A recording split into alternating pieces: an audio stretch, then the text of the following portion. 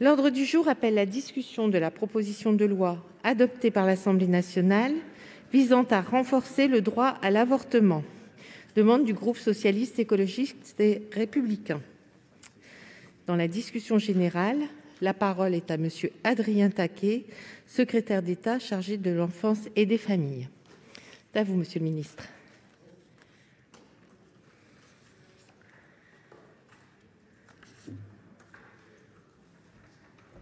Bonjour.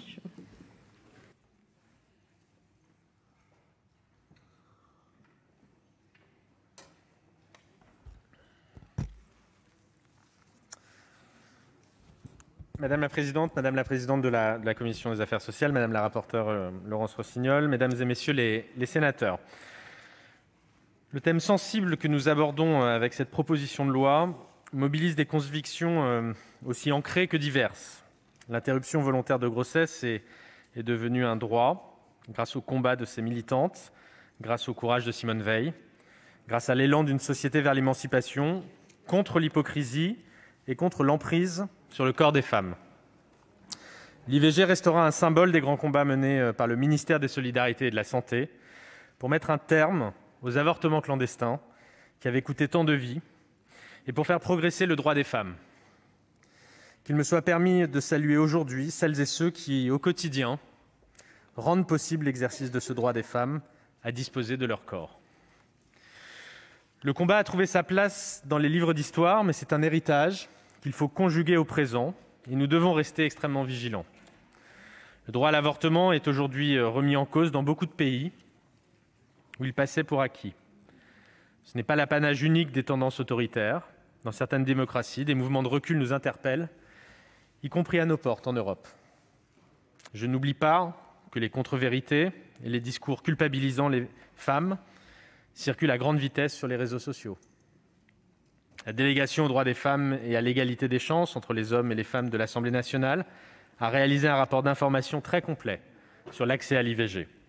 Un constat détaillé et riche sur les écueils rencontrés encore ce jour dans le parcours des femmes a été ainsi produit en auditionnant associations et professionnels. La crise sanitaire que nous traversons n'est pas sans conséquence sur l'exercice du droit à l'avortement, mais tout a été fait pour que ce droit puisse demeurer effectif et s'exercer dans les meilleures conditions.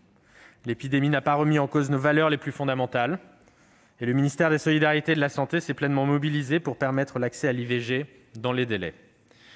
Des mesures ont été prises et elles étaient nécessaires pour préserver les femmes du Covid-19 avec des circuits dédiés et pour ménager les ressources hospitalières. Je pense à la priorité faite pour simplifier la prise en charge des IVG médicamenteuses en ville, étendue jusqu'à 9 semaines d'aménorrhée.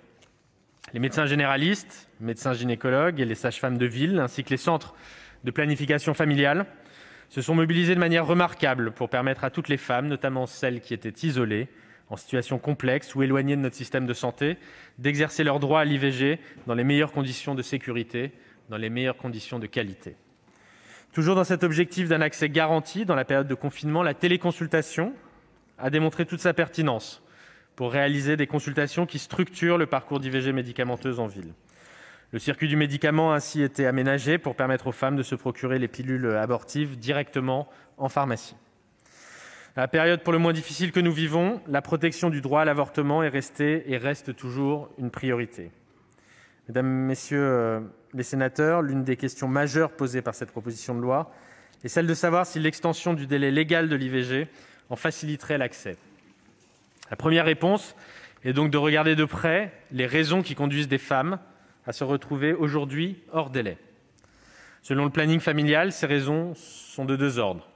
Il y a d'abord les raisons liées à l'organisation des services et des soins, au manque d'informations, à l'accessibilité des services, au délai de rendez-vous, au manque de professionnels ou encore à l'utilisation de la clause de conscience de façon sélective par des médecins.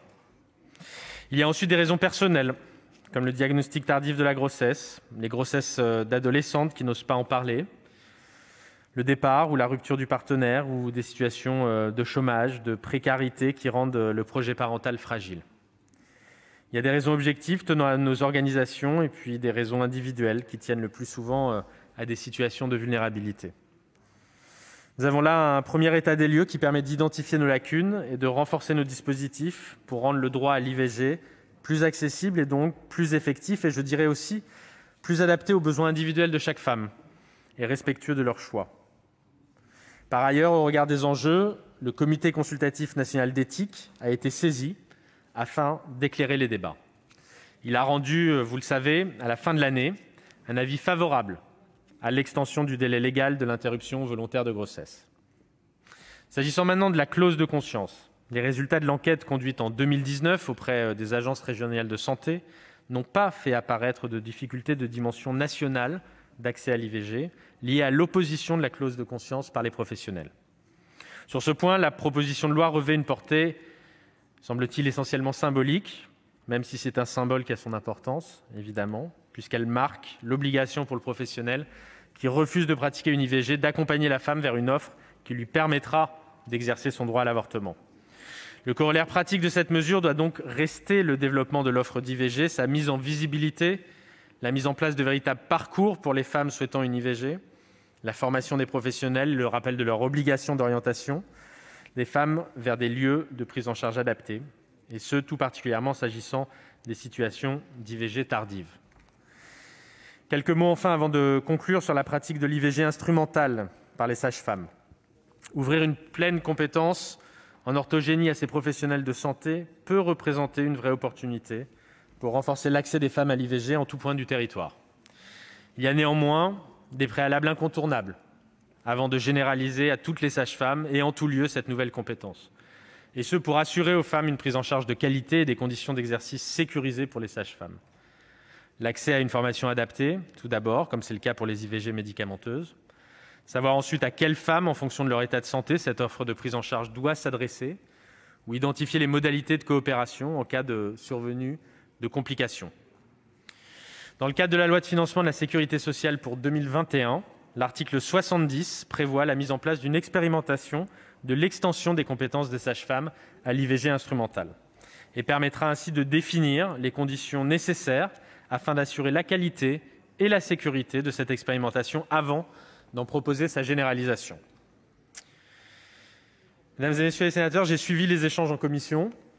Je comprends que nous n'aurons pas l'occasion de débattre de chacun des articles en raison du dépôt d'une question préalable, sans préjuger au sort qui lui sera fait. Et sur cette question, peu importe, je crois, les opinions politiques, il faut avancer sereinement, dans le respect évidemment des convictions de chacun. Et je l'ai dit en préambule, c'est un sujet qui n'a rien d'anodin, évidemment. C'est un vrai débat de société. Et même si le débat aujourd'hui sera peut-être écourté, il est essentiel que la proposition de loi poursuive son chemin. Je vous remercie. La parole est maintenant à Madame Laurence Rossignol, rapporteure de la Commission des Affaires sociales, et pour 10 minutes, Madame la Présidente.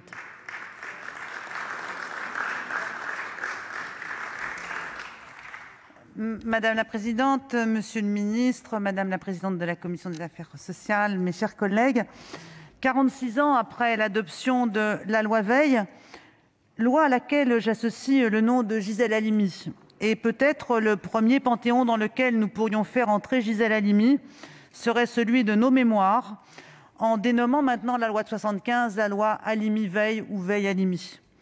46 ans après cette adoption, l'interruption volontaire de grossesse reste un droit fondamental dont l'effectivité en tout point du territoire n'est toujours pas acquise. Dans une dizaine de départements en 2019, au moins un tiers des avortements n'ont pu être réalisés sur place. Sur les 13 régions métropolitaines, 6 sont sous tension pour l'accès à l'IVG, avec des délais moyens supérieurs au délai moyen national, et signe de cet appauvrissement de l'offre d'orthogénie sur certains territoires. Je vous donne un chiffre. Au cours des 15 dernières années, le nombre d'établissements réalisant une IVG a diminué de 22%. Je me souviens des débats que nous avons eus ici à l'occasion des diverses lois d'organisation du système de santé, dans lesquelles nous faisions remarquer au ministre qu'à chaque fois qu'on ferme une maternité, on ferme un centre d'IVG. Que lorsqu'on crée un hôpital de proximité, il eût été bon dans le cahier des charges d'y ajouter un centre d'orthogénie. Malheureusement, ces recommandations n'avaient pas été suivies. L'amélioration de l'accès à l'IVG ne se limite donc pas aux mesures contenues dans la proposition de loi que nous examinons. Elle réclame également des réponses d'ordre structurel dans le pilotage et l'organisation de notre offre de soins en orthogénie. C'est cette complémentarité que préconise mon groupe entre le renforcement des droits et protection des femmes dans la loi, d'une part, et la revalorisation de l'activité d'IVG comme priorité de santé publique et, plus largement d'ailleurs, priorité à la santé sexuelle et reproductive. Avant d'entrer dans le cœur de la proposition de loi, permettez-moi de noter que l'actualité internationale nous donne des raisons de nous réjouir. Monsieur le ministre a évoqué les reculs. Évoquons les bonnes nouvelles. L'Argentine a adopté en décembre dernier une loi qui dépénalise enfin l'IVG et l'intègre même dans le cadre plus large d'une politique nationale de santé sexuelle et reproductive ambitieuse, qui pourrait d'ailleurs nous inspirer.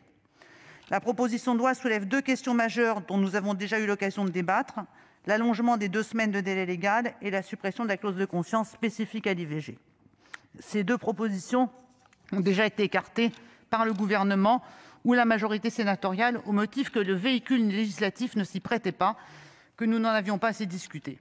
Monsieur le ministre, vous en conviendrez, mais aussi mes chers collègues, les conditions sont désormais réunies pour nous prononcer en toute connaissance de cause sur ces questions. Nous examinons une proposition de loi dédiée à l'accès à l'IVG, dont l'auteur est ici Albane Gaillot, que je salue, qu'elle avait présentée avec ses collègues de son groupe. Nous examinons cette proposition de loi qui fait suite à un rapport d'information très fourni de la délégation aux droits des femmes de l'Assemblée nationale, éclairé par un avis du Comité consultatif national d'éthique, publié en décembre dernier. L'article 1 allonge donc de 2 semaines le délai légal d'IVG pour l'étendre à la fin de la 14e semaine de grossesse. Je relève d'ailleurs, parce que j'ai vu beaucoup de mes collègues saluer par tweet l'événement en Argentine, qu'en Argentine, c'est le délai de 14 semaines qui a été retenu, celui dont nous discutons aujourd'hui.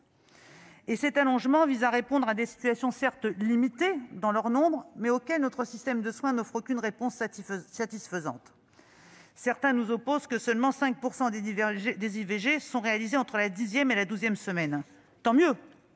Heureusement que cette proportion reste limitée, car c'est notre souhait à tous que la prise en charge des IVG soit le plus précoce possible.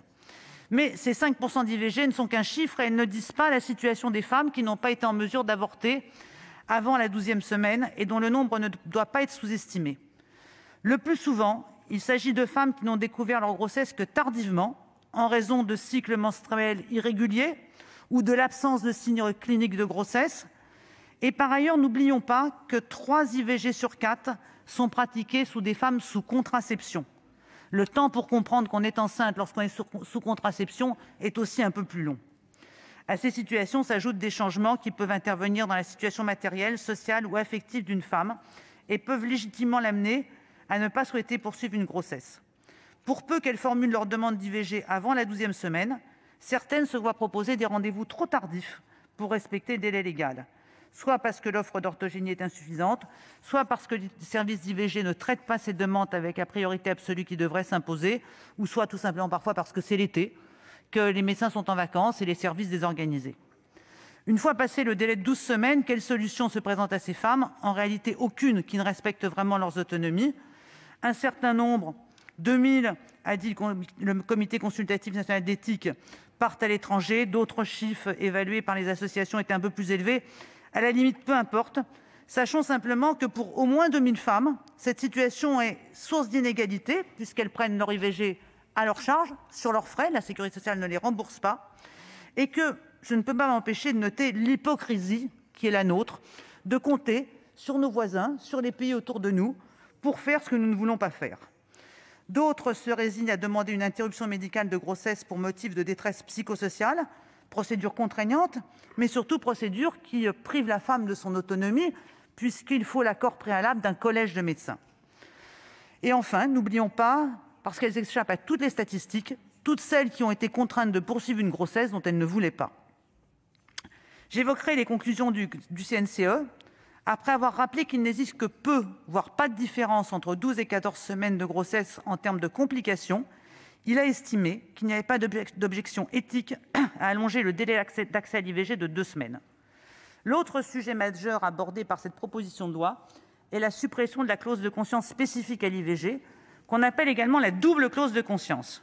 Il s'agissait de l'un des éléments de compromis ayant contribué à l'adoption de la loi Veil face à une majorité hostile en 1975 à la dépénalisation de l'IVG.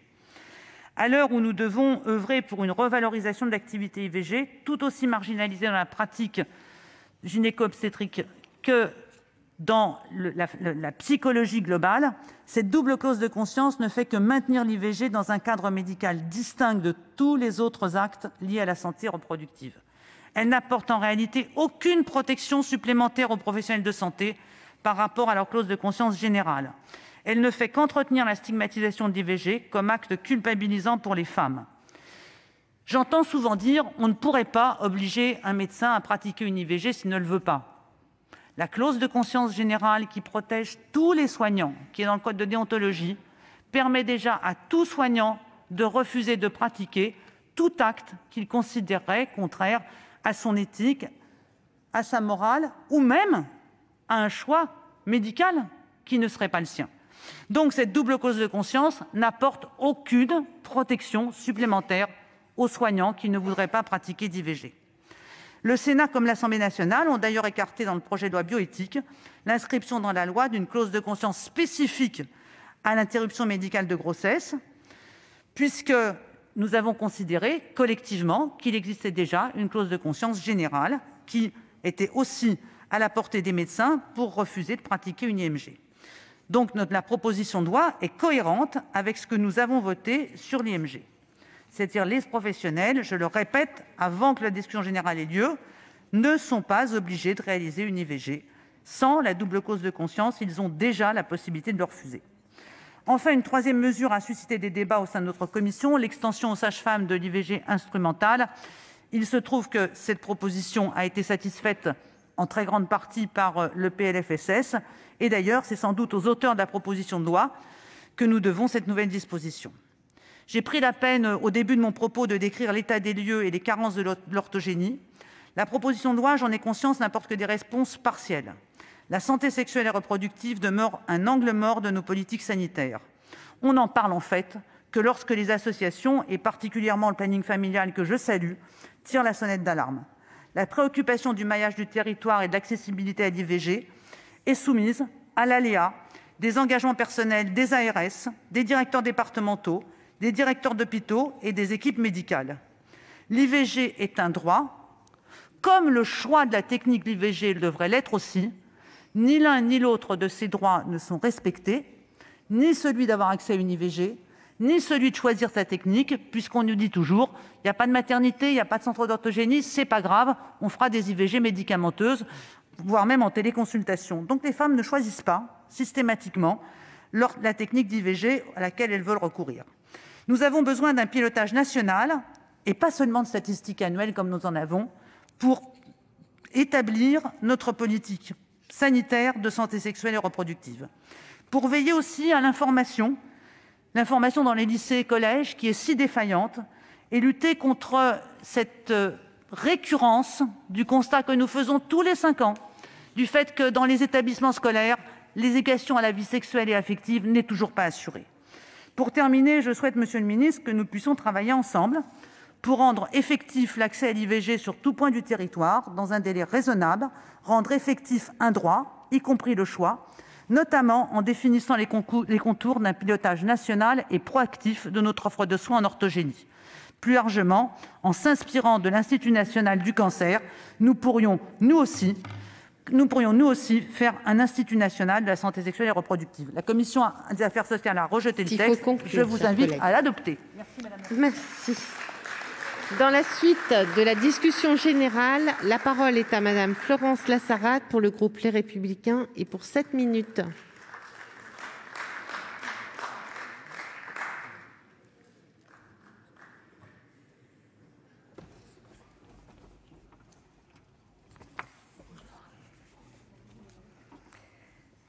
Monsieur le ministre, Madame la Présidente, Monsieur le ministre, mes chers collègues, en 1974, Simone Veil disait déjà que l'avortement de convenance n'existe pas. Le droit à l'avortement, c'est l'affirmation du droit des femmes à disposer de leur corps dans les conditions garantissant leur santé et leur sécurité. Dans son discours de présentation du projet de loi légalisant l'interruption volontaire de grossesse, Simone Veil soulignait aussi que l'interruption de grossesse ne peut être que précoce, parce que ces risques physiques et psychiques, qui ne sont jamais nuls, deviennent trop sérieux après la fin de la 10e semaine qui suit la conception, pour que l'on permette aux femmes de s'y exposer. Je rappelle que du point de vue du droit, le fœtus n'est pas considéré comme une personne, mais aussi que, par sa nature, il ne peut être réduit à un objet. C'est pourquoi une IVG ne peut être considérée comme un acte médical ordinaire. Cet avis est aussi celui du CNE. Le délai légal de recours à l'avortement a été allongé à 12 semaines de grossesse en 2001. Plusieurs lois ont depuis renforcé le droit à l'avortement. En 2019, le nombre d'IVG en France s'élevait à 232 244.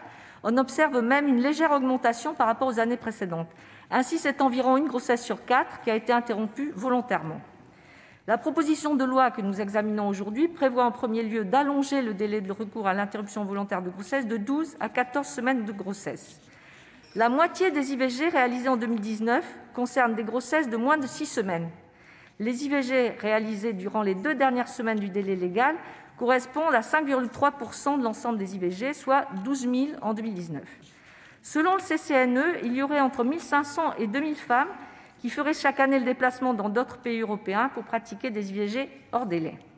C'est moitié moins que les 3 000 à 5 000 femmes mentionnées dans l'exposé des motifs de la proposition de loi et moitié moins que ce qu'affirment un certain nombre d'associations. D'autre part, le palier de 12 semaines de grossesse n'a pas été déterminé par hasard. C'est à cette période que l'embryon devient un fœtus. À 14 semaines, le fœtus mesure plus de 10 cm et il se meut. Il a un crâne, ses principaux organes sont formés. L'audition et les connexions neuronales sont développées et on a 99% de chances de pouvoir déterminer son sexe. Dans ces conditions, le geste médical pour pratiquer une IVG au-delà de 12 semaines n'est plus le même. Le professeur Israël Nizan, président du Collège national des gynécologues et obstétriciens français, explique que la tête du fœtus est ossifiée et qu'il faut l'écraser. Le geste lui-même est donc terrible pour celui qui le fait et pour la patiente. Au sein du collège, il a soumis 4 fois au vote cette mesure d'allongement des délais de 2 semaines. Elle a à chaque fois été refusée à 100% des votants. Pour une IVG pratiquée après 12 semaines, le geste médical n'est plus le même et le protocole doit être révisé en fonction des risques importants que court la femme. Une IVG est une urgence médicale et c'est la prise en charge de cette urgence que nous devons améliorer. Or, les inégalités territoriales dans l'accès à l'IVG se sont accentuées au cours des 15 dernières années.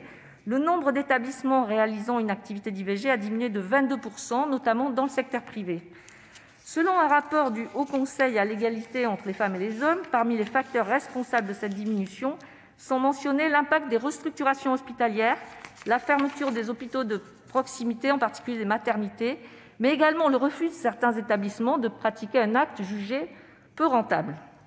Monsieur le ministre, madame la rapporteure, ne serait-il pas préférable de donner davantage de force aux droits existants en poursuivant nos efforts pour assurer une offre réelle et accessible de façon permanente qui permettrait de répondre aux besoins des femmes sur l'ensemble du territoire ? L'allongement du délai d'IVG ne saurait être la solution pour pallier les déficiences de notre politique de santé reproductive, qui ne garantit pas suffisamment la prise en charge précoce des IVG. Ensuite, l'article 1er de cette proposition de loi demande la suppression du délai de 2 jours que la femme enceinte doit observer à l'issue de l'entretien psychosocial, dans le cas où elle accepte de recevoir un tel entretien et avant de confirmer par écrit son souhait de recourir à une IVG. L'argument avancé est que cette suppression permettrait de fluidifier le parcours des femmes. Or, je rappelle que ce délai de réflexion ne s'impose que si la femme accepte l'entretien psychosocial. Recourir à une IVG n'est pas une décision si facile à prendre. Il faut laisser cette possibilité aux femmes d'avoir ce délai de réflexion quand elles le souhaitent. Cette disposition existe parce qu'elle est garante d'une procédure qui n'est pas anodine. J'estime que la réflexion doit l'emporter sur la fluidification du parcours. L'article 2 propose de supprimer la double clause de conscience dont bénéficient les praticiens. L'argument avancé consiste à dire qu'il existe déjà une clause réglementaire et que l'existence de cette clause légale est vécue comme une humiliation par les femmes qui recourent à l'IVG. Cette clause est spécifique à l'IVG et ne concerne aucun autre acte médical. Pourquoi ? Parce que l'IVG n'est ni un acte anodin, ni un acte de soins ordinaire pour les femmes qui y recourent, ainsi que pour les praticiens. C'est pourquoi nous souhaitons conserver cette liberté. Cette clause empêche-t-elle les IVG ? Non, comme le montre le nombre d'IVG pratiqués chaque année en France. Enfin, si le délai est allongé à 14 semaines, un plus grand nombre de médecins et de sages-femmes refuseront de pratiquer l'IVG en raison du geste médical plus compliqué et des risques de complications plus importants. Concrètement, cette mesure, si elle était adoptée, pourrait freiner une amélioration de la prise en charge des demandes.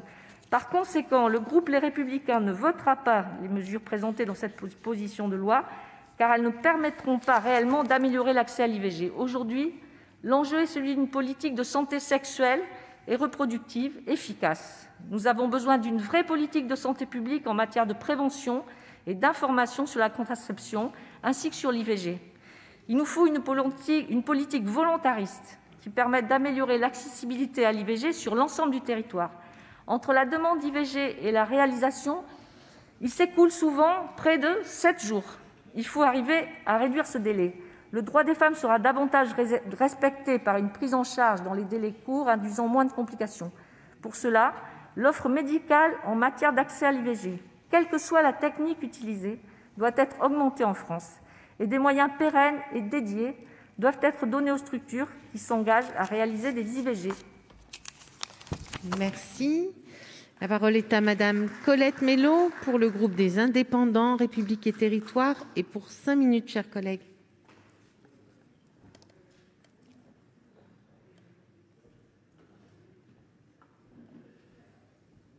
Chocolate.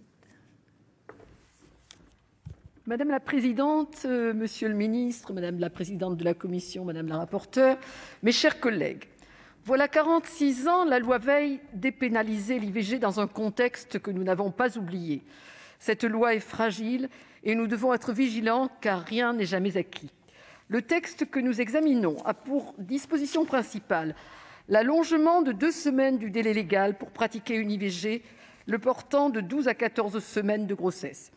Des articles additionnels ont également été introduits à l'Assemblée nationale, visant notamment à permettre aux sages-femmes de pratiquer des interruptions volontaires de grossesse par voie chirurgicale et à rendre obligatoire la pratique du tiers payant pour les actes en lien avec l'IVG. Des dispositions déjà satisfaites depuis l'adoption de la loi de financement de la sécurité sociale pour 2021. Même si je comprends la volonté des auteurs de cette proposition de loi, qui s'adresse avant tout aux milliers de femmes contraintes chaque année de partir à l'étranger pour pratiquer une IVG hors délai, je ne suis pas favorable à l'allongement du délai à 14 semaines. Dans la plupart des cas, les patientes n'ont eu connaissance de leur grossesse que tardivement et étaient en grande partie sous contraception. Pour autant, rallonger de 2 semaines le délai d'accès à l'IVG en France s'apparente à une fuite en avant. Le Royaume-Uni autorisant cet acte jusqu'à 24 semaines, la France sera toujours en deçà de cette limite. De nombreux praticiens refusent de pratiquer une IVG instrumentale au-delà de 10 semaines. En pratique, si nous allongeons à nouveau le délai de 2 semaines, un plus grand nombre de médecins refuseront de pratiquer l'IVG, laissant de nombreuses femmes sans solution de prise en charge. Aujourd'hui, les difficultés d'accès à l'avortement persistent. Il faut les supprimer. C'est là l'urgence pour que la loi s'applique pleinement. L'accroissement des délais de prise en charge est un véritable problème, et plus encore sur la période estivale. La marginalisation de l'activité d'IVG au sein des hôpitaux publics, souvent pratiquée par des vacataires, l'engorgement de certains centres hospitaliers et la désertification médicale aggravent ces difficultés. Nous devons prendre les mesures nécessaires pour permettre aux femmes d'avoir accès à l'IVG dans les 5 jours après la première consultation. Plus cet acte est pratiqué de façon anticipée, plus le risque de complications est faible. La loi Veil est bien faite. Veillons donc à son application effective et à l'égalité d'accès à ce droit pour toutes les femmes, sans discrimination. N'oublions pas la détresse des femmes confrontées à une grossesse non désirée, et d'autant plus lorsqu'elles sont isolées et fragilisées par la vie. Les centres sociaux ont, à mon sens, un rôle d'information et de soutien à jouer.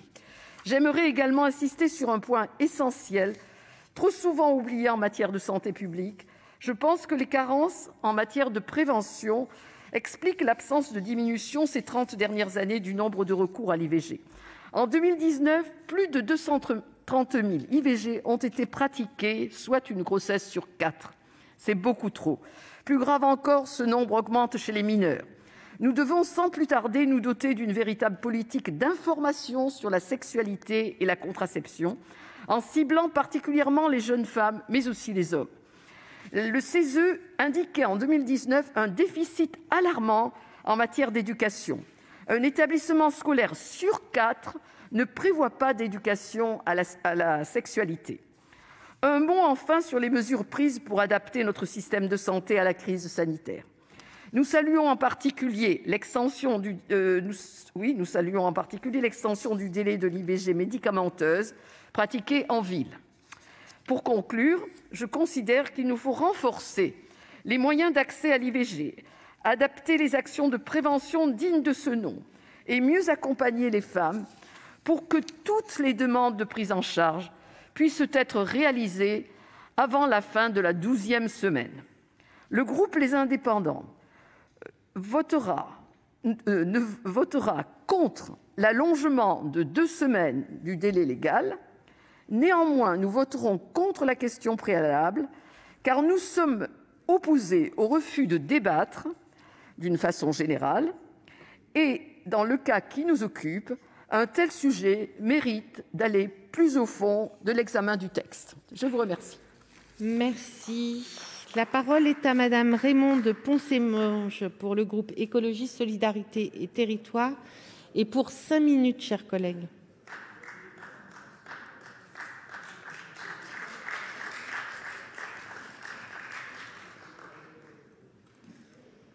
Merci. Madame la présidente, monsieur le ministre, madame la rapporteure, mes chers collègues, cette proposition de loi, tout le monde en convient, ne vise pas et ne peut être l'occasion de rouvrir le débat sur le droit à l'IVG en France. Elle vise à améliorer l'effectivité de ce droit, car en dépit de nombreuses avancées législatives, des obstacles demeurent, voire s'aggravent. Un rapport d'information de l'Assemblée nationale nous enjoint de renforcer l'effectivité du droit à l'avortement. C'est à cette nécessité que répond la proposition. Et comme il s'agit pour le législateur de garantir la liberté des femmes qui veulent et doivent pouvoir user de ce droit fondamental, et ceci, quelle que soit leur situation socio-économique et territoriale, le groupe écologiste Solidarité et Territoires votera pour la proposition de loi et contre la question préalable qui conduirait au statu quo. Le texte ne prétend pas traiter toutes les causes bridant l'accès à ce droit, dont certaines, structurelles, nécessiteront effectivement une action sur le long terme. Offre de soins en orthogénie dégradée, concentrée territorialement, faiblesse de la politique de prévention et quasi-absence de grandes campagnes d'information et d'éducation. Peut-on pour autant se cacher derrière le constat que cela ne répond pas à la totalité du problème pour s'interdire des avancées? J'invite les collègues, tentés par cet attentisme, à amender d'actions plus structurelles la prochaine loi de financement sur la sécurité sociale. Nous y participerons volontiers.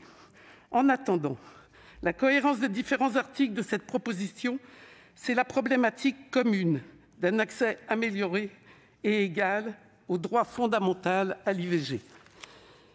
Cette proposition améliore l'accès à l'IVG en allongeant les délais légaux de 12 à 14 semaines. Bien sûr, tout doit être fait pour que l'interruption de grossesse se déroule le plus tôt possible. D'ailleurs, d'autres articles de la proposition y contribueront. Mais il demeurera toujours des diagnostics tardifs de grossesse ou des situations personnelles complexes, dans un contexte de plus où les insuffisances de l'offre en aggravent les conséquences. Aucune justification médicale ne s'oppose à cet allongement. Et le Conseil consultatif national d'éthique conclut donc à l'absence d'objection éthique à allonger le délai d'accès à l'IVG de 2 semaines. Dès lors, si elles ne sont que quelques milliers à être obligées à se rendre à l'étranger, nous devons mettre fin aux conséquences préjudiciables de cette situation, y compris en termes de santé et d'accroissement des inégalités devant ce droit. Cette proposition améliore aussi l'accès à l'IVG en permettant aux sages-femmes de pratiquer les IVG instrumentales jusqu'à la 10e semaine. Demande forte de la profession, améliorant ainsi, indirectement, le maillage du territoire en praticiens et permettant aux femmes de choisir entre les 2 méthodes. Elle améliore aussi l'accès à l'IVG grâce à l'article relatif aux tiers payants. Elle améliore l'accès à l'IVG en supprimant enfin la clause de conscience spécifique. La clause de conscience générale garantit le même droit individuel à chaque professionnel à ne pas pratiquer une IVG que la clause dite spécifique. Il n'y a pas de nécessité objective ni juridique à la double clause. Mais en insistant à la qualifier de spécifique, donnant un statut particulier à cet acte médical, en le mettant à part, c'est le débat collectif sur ce droit qu'on poursuit. C'est l'impact collectif qu'on vise et, in fine, ce n'est pas le droit individuel des professionnels qu'on préserve, mais un stigmate qu'on pose. Chers collègues, dans certains pays, les acquis, plutôt les conquis des droits de la femme sont menacés. Et à l'inverse, les femmes ont fait progresser leurs droits en Argentine. La France se doit être du côté des avancées.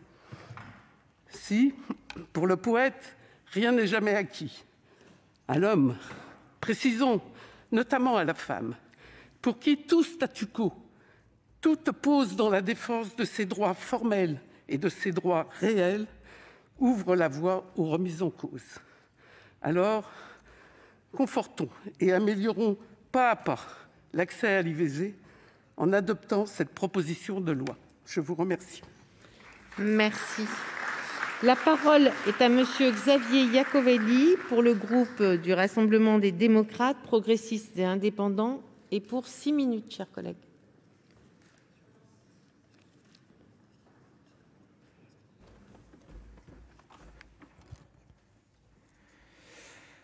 Madame la présidente, madame la rapporteure, chers collègues, dépénalisé et légalisé il y a plus de 45 ans, le droit à l'avortement fait depuis plusieurs années l'objet d'attaques répétées en Europe et partout dans le monde. Celles-ci, qui se traduisent bien souvent par des tentatives de culpabilisation à l'égard des femmes, démontrent ainsi que ce droit reste fragile, contesté, et qu'il nous appartient de le protéger et d'en garantir l'effectivité. Aucune femme ne recourt de gaieté de cœur à l'avortement. Il suffit d'écouter les femmes. C'est toujours un drame et cela restera toujours un drame, disait Simone Veil à la tribune de l'Assemblée nationale le 26 novembre 1974. Pourtant, près d'un demi-siècle plus tard, on constate que de nombreux freins rendent difficile l'accès à l'IVG pour les femmes se trouvant à la limite du délai légal ou vivant dans des territoires où les professionnels de santé pratiquant une IVG se font rares. Il convient de rappeler ces chiffres. En 2019, ce sont 232 200 avortements qui ont eu lieu sur notre territoire, le chiffre le plus haut depuis 2001. Chaque année, entre 1 000 et 4 000 femmes, selon les sources, sont contraintes d'avorter à l'étranger en raison du dépassement du délai légal de 12 semaines de grossesse, et 5 % des IVG en France sont pratiquées chaque année entre la 10e et la 12e semaine.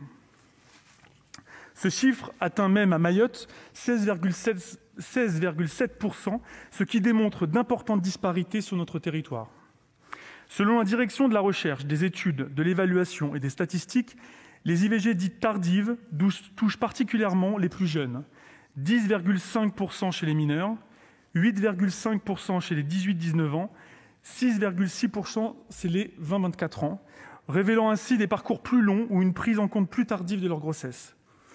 Si certains pays, comme la Pologne, n'autorisent l'IVG qu'en cas de viol, d'inceste, de danger pour la mère ou de malformation grave du fœtus, plusieurs de nos voisins européens ont des délais plus étendus qu'en France. 14 semaines en Espagne, 18 en Suède, 22 aux Pays-Bas et même jusqu'à 24 semaines au Royaume-Uni. Notre rôle, chers collègues, est d'entendre le cri d'alerte venu des associations et des professionnels de santé sur les nombreux freins qui persistent en matière d'accès à l'IVG.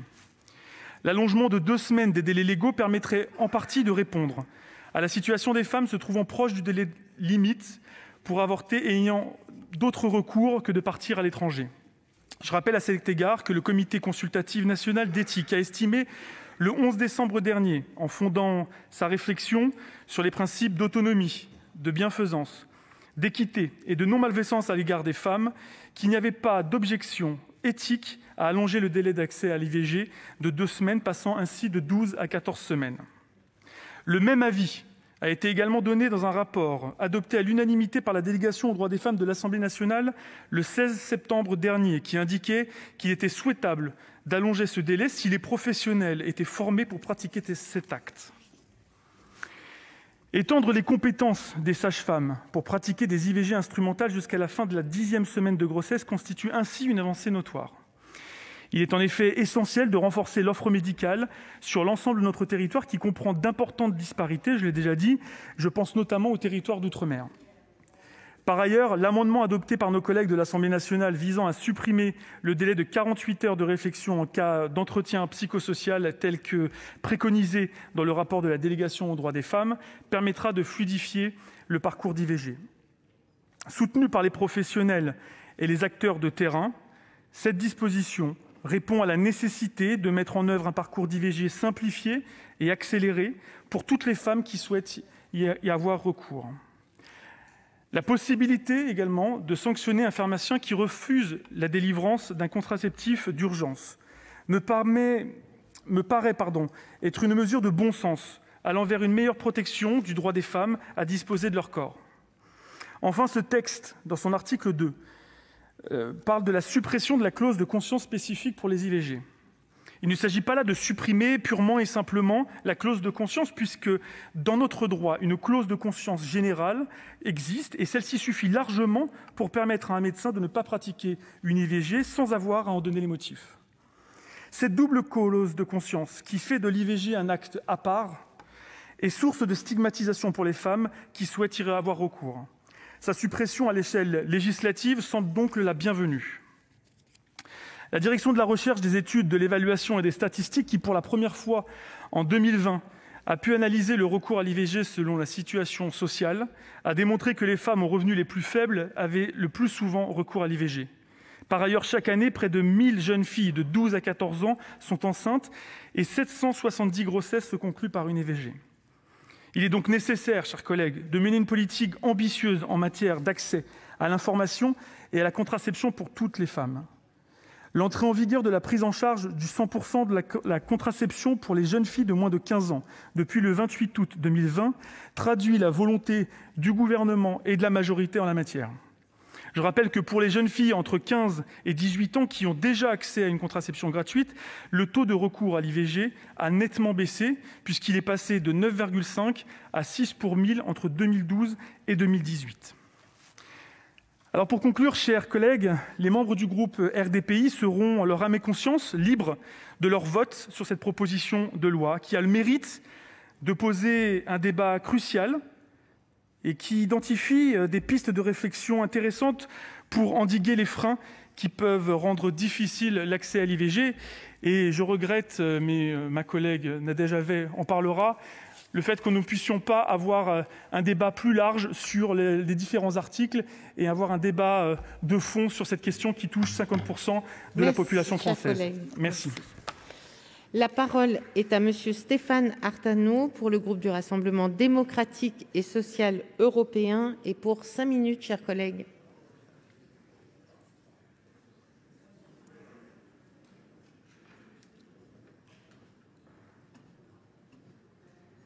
Bonjour Stéphane, ça va ?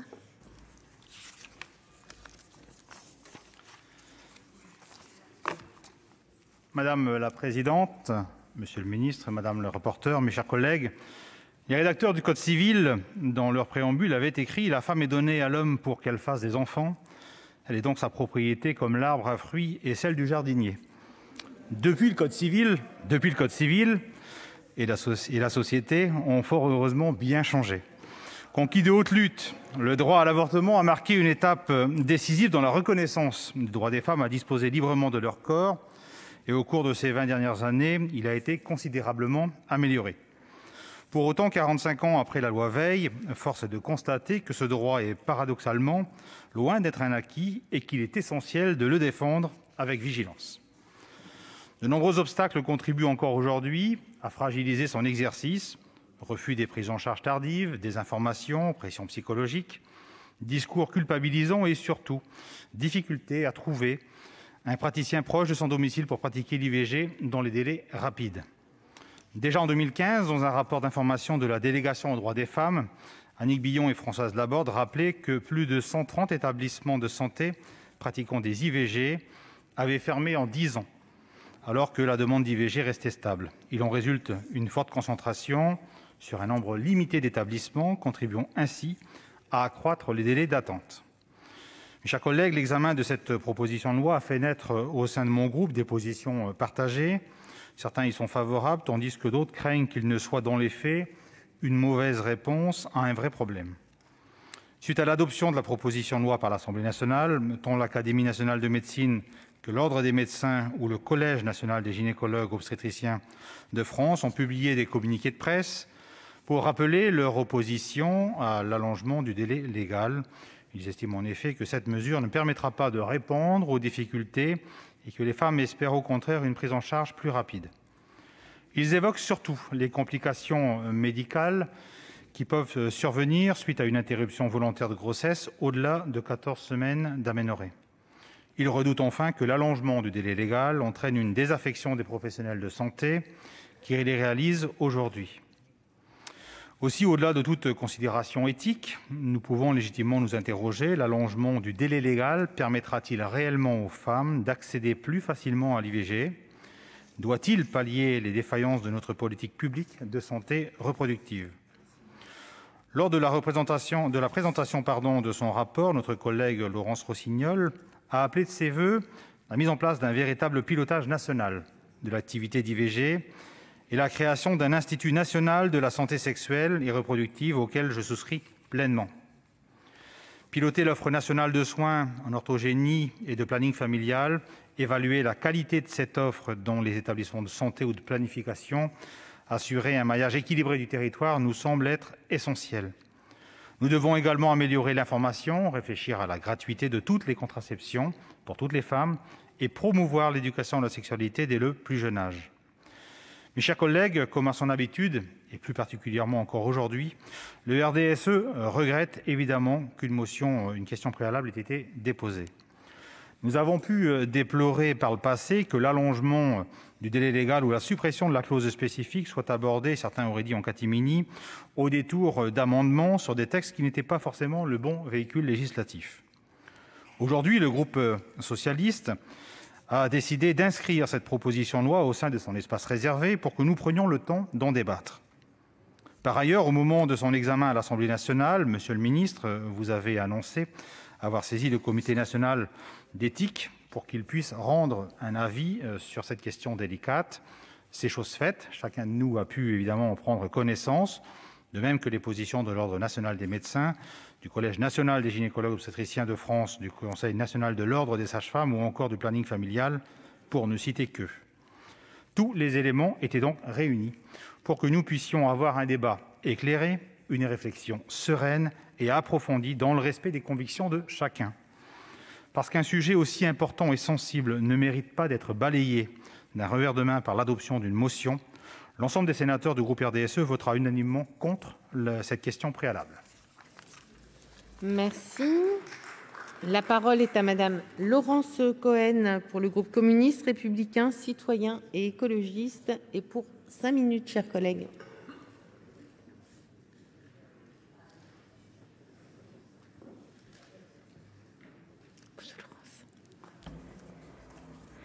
Monsieur le ministre, madame la rapporteure, mes chers collègues, je tiens à remercier ma collègue, la sénatrice Laurence Rossignol, d'avoir repris le travail transpartisan de l'Assemblée nationale mené par Alban Gaillot afin de poursuivre la navette parlementaire au Sénat et permettre nos débats. D'autant plus que nous défendons depuis longtemps les propositions votées le 8 octobre dernier. Allongement des délais de recours à l'IVG de 12 à 14 semaines, suppression de la double clause de conscience des médecins spécifique à l'avortement, possibilité pour les sages-femmes de pratiquer des IVG chirurgicales. Notre groupe, le groupe communiste républicain, citoyen et écologiste, a déposé en 2017 une proposition de loi visant à inscrire le droit à l'avortement dans la Constitution.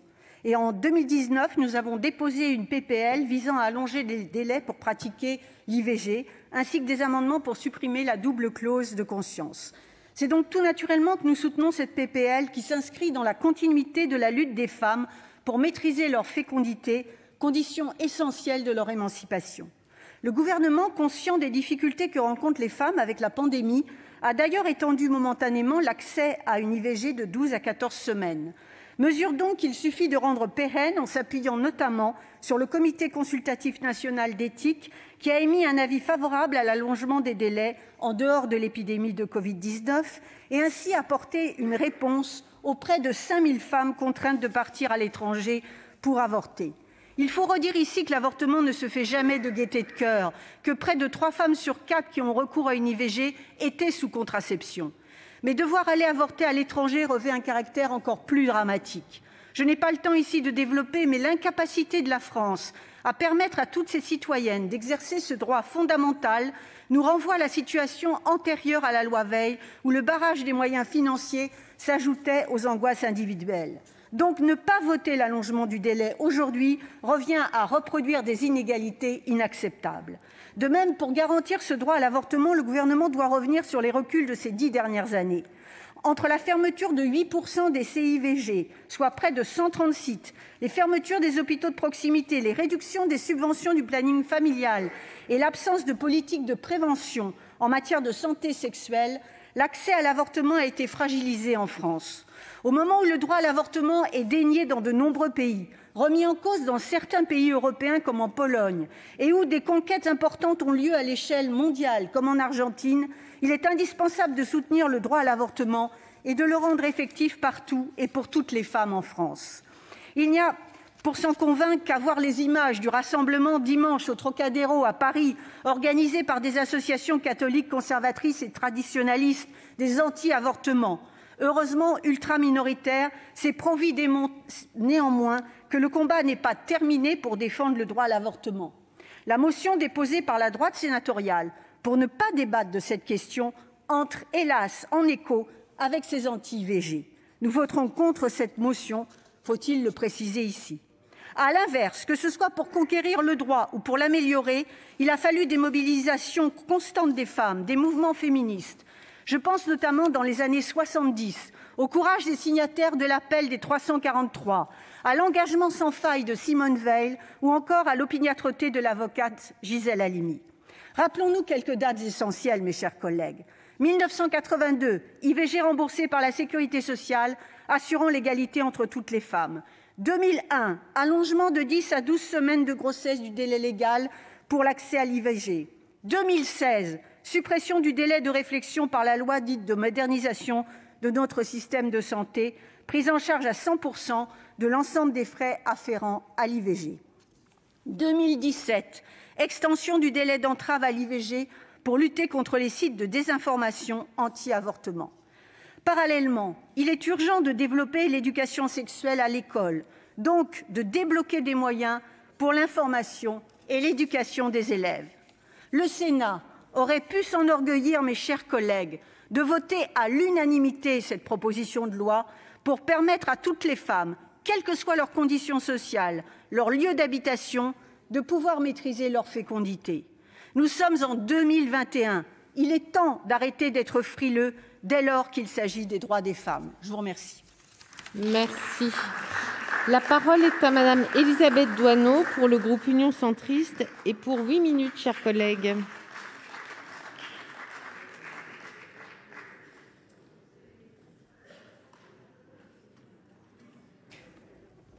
Madame la présidente, monsieur le ministre, madame la présidente de la commission des affaires sociales, madame la rapporteure, chers collègues, ce débat que nous avons cet après-midi renvoie à des histoires singulières, des histoires souvent douloureuses, des histoires personnelles, parfois familiales, et renvoie aussi à l'histoire des femmes et de l'évolution de leurs droits, et donc à une histoire universelle. La loi du 17 janvier 1975, portée par Simone Veil, était initialement une loi dépénalisant l'avortement avant la fin de la 10e semaine de grossesse, rappelons-nous. C'était aussi une loi de compromis, proclamant le respect de la vie dans son article 1er. La clause de conscience était l'un des 2 éléments de ce compromis. L'autre élément était la situation de détresse des patientes, supprimée depuis 2014. Le délai légal de recours à l'avortement a été allongé en 2001 à 12 semaines de grossesse. Depuis 1975, notre société a bien évolué sur bien des aspects. Il n'en demeure pas moins que le droit à l'IVG est régulièrement remis en débat, soit pour en circonscrire sa portée, soit pour en renforcer son accès. Aussi, je veux rappeler les mots de Simone de Beauvoir. Je la cite. « N'oubliez jamais qu'il suffira d'une crise politique, économique ou religieuse pour que les droits des femmes soient remis en question. Ces droits ne sont jamais acquis. Vous devrez rester vigilante votre vie durant. » Dans ce même esprit de mesure et de compromis, porté par la loi de 1975, si je suis, à titre personnel, favorable à l'allongement du délai légal d'avortement de 12 à 14 semaines de grossesse, proposé par l'article 1er de la proposition de loi, je m'oppose à la suppression de la clause de conscience spécifique à l'IVG prévue à l'article 2. Par ailleurs, je voterai la motion opposant la question préalable à cette proposition de loi. La suite de mon propos visera à expliquer cette position. Concernant l'article 1er, si le Conseil consultatif national d'éthique considère qu'il n'y a pas d'objection éthique à allonger le délai d'accès à l'IVG de 2 semaines, il estime que cela ne doit pas être un palliatif à d'éventuelles difficultés d'accès à l'IVG et à la contraception. Je partage en tout point cette analyse, et elle a d'ailleurs été aussi exposée par mes collègues. L'OMS a défini depuis 1977 le seuil de viabilité du fœtus à 20 semaines de grossesse et ou pour un poids du fœtus de 500 grammes. Aussi, en se basant sur des critères médicaux et scientifiques, l'allongement du délai d'accès à l'IVG proposé par ce texte n'engendre pas de remise en cause profonde de l'équilibre trouvé en 1975. Les IVG dites tardives, pratiquées entre la 10e et la 12e semaine de grossesse, représentent seulement 5,3% des actes pratiqués en France. Et moins de 2000 femmes par an se rendent à l'étranger, alors j'ai entendu d'autres variantes, se rendent à l'étranger pour pratiquer une IVG au-delà des 12 semaines de grossesse. Ces situations ne sont pas acceptables, mais je doute que les dispositions de l'article 1er ne suffisent à résoudre l'ensemble de ces situations. En parallèle, il convient de renforcer l'accompagnement des femmes dans leur parcours de santé, de l'amont à l'aval. En effet, si l'IVG est un droit essentiel, l'acte n'est jamais anodin, comme le disait avec une certaine pudeur Simone Veil à la tribune de l'Assemblée nationale, « Aucune femme ne recourt de gaieté de cœur à l'avortement ». Par ailleurs, il convient d'informer davantage les jeunes, et ça a été dit par mes collègues, mais pas seulement, filles comme garçons, sur leur fertilité et sur les différents moyens de contraception disponibles et sans tabou. Les femmes ne peuvent être les seules à assumer la responsabilité de la contraception. Un travail est probablement à mener auprès des professionnels de santé, médecins, infirmières scolaires et sages-femmes, pour orienter les patients sur la contraception la plus adaptée à leur situation. Le préservatif et la pilule ne sont pas les uniques méthodes de contraception. Enfin, il est primordial de stopper l'érosion des moyens en faveur de l'orthogénie et du nombre de centres habilités à pratiquer l'IVG, mais je ne reviendrai pas sur cette question, elle a été largement abordée par mes collègues. J'en viens désormais à l'article 2 qui vise à supprimer la clause de conscience spécifique à l'IVG, qui était l'un des éléments du compromis trouvé lors de l'adoption de la loi du 17 janvier 1975. Si les arguments médicaux ou scientifiques ne s'opposent pas à l'allongement des délais d'accès à l'IVG, le débat moral sur l'avortement reste néanmoins prégnant en France. Aussi, à l'instar du CCNE, j'estime que la pratique d'une IVG ne peut être considérée comme un acte médical ordinaire. Par conséquent, il me semble nécessaire de maintenir cette clause de conscience spécifique pour les médecins et les sages-femmes.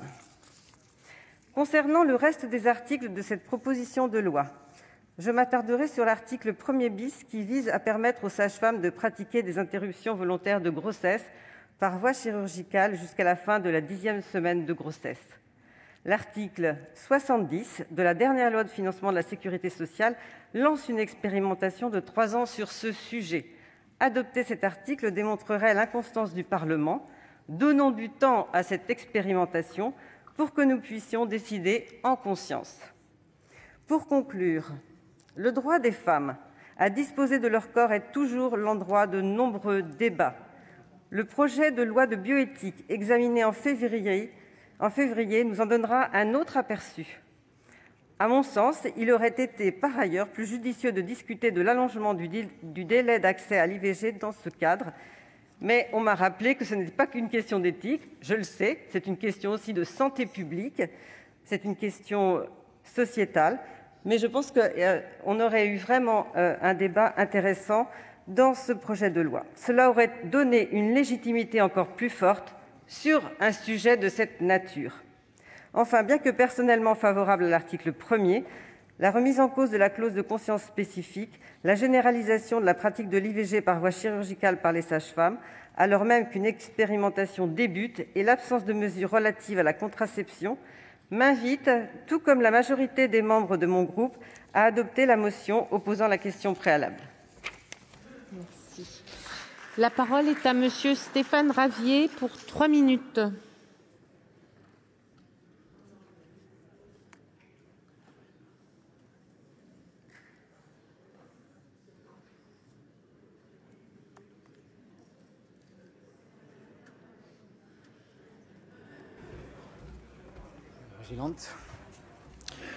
Madame la présidente, monsieur le ministre, mes chers collègues, alors que notre pays a atteint en 2019 le triste record de 232 200 avortements, soit une grossesse sur 4, il nous est proposé de prolonger l'IVG à 14 semaines. 232 200 IVG, soit 26 par heure, ce sont 232 200 femmes blessées dans leur chair et dans leur cœur.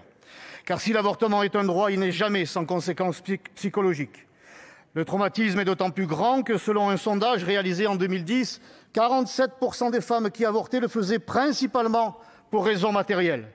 10 ans plus tard, la situation économique de notre pays s'étant fortement dégradée, il est fort à craindre que ce chiffre soit en progression, d'autant que les mesures en faveur de la famille n'ont cessé d'être rabotées. L'angoisse de l'avenir conduit à la tristesse du présent et à une blessure qui ne se refermera probablement jamais. Comment en est-on arrivé à ce que des dizaines de milliers de femmes considèrent la venue d'un enfant d'abord comme un poids matériel avant tout bonheur naturel? Comment notre pays, qui se veut protecteur de tous les opprimés de la terre, a-t-il pu abandonner les femmes de France désireuses de maternité? En politique, il n'y a pas de hasard. J'observe que la mise en place du regroupement familial des étrangers correspond au début de l'hiver démographique français. À une salvatrice politique nataliste, vous avez préféré une suicidaire politique immigrationniste. Le résultat veut que la natalité en France, et je dis bien en France et pas encore française, a atteint en 2020 son niveau le plus bas depuis 1945. La famille, mes chers collègues, c'est la petite patrie où les parents transmettent aux enfants la glorieuse histoire, les merveilleuses traditions, le savoir-être sans pareil de la grande patrie française. Les enfants sont la preuve que les sacrifices d'hier n'ont pas été vains. Nos compatriotes en sont intimement convaincus puisque, selon l'étude réalisée par l'Institut Kantar, 87% des Français voudraient avoir plusieurs enfants. Vous avez beau vous acharner sur la famille, son désir naturel revient au galop. Et nous devrions tous, non seulement nous en féliciter, mais aussi et surtout accompagner, développer ce choix de grossesse en instaurant une audacieuse politique en faveur des familles françaises, car en France, mes chers collègues, c'est la famille française qu'il nous faut soutenir et elle seule. Une nation qui se dit éclairée et fraternelle doit permettre aux femmes françaises qui souhaitent devenir mères et a fortiori avoir plusieurs enfants, d'être totalement rassurées sur leur avenir matériel. Cela passe par des mesures incitatives. Rehausser le quotient familial, défiscaliser la majoration des pensions de retraite des familles nombreuses, rétablir l'universalité des allocations familiales, maintenir leur indexation sur le coût de la vie, apporter une aide accrue aux personnes en situation de handicap, développer l'offre des crèches, garantir le retour à l'emploi des femmes. Mes chers collègues, nous qui avons eu la chance de naître, d'avoir des frères, des sœurs, des enfants, plutôt que de renforcer le recours à l'IVG, sachons proposer aux femmes de notre pays un véritable choix et la chance d'accueillir la vie et déclarons à nouveau « Famille française, merci. Je vous aime !» Merci. La parole, je vous en prie. La parole est à Madame Émilienne Poumirol pour le groupe socialiste, écologiste et républicain et pour 5 minutes.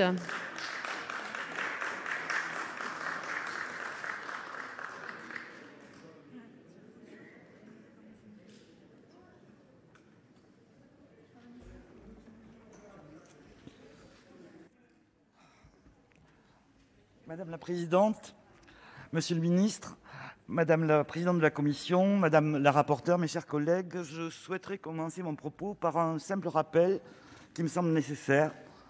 3 femmes sur 4 qui ont recours à l'IVG en France avaient fait le choix d'un moyen de contraception.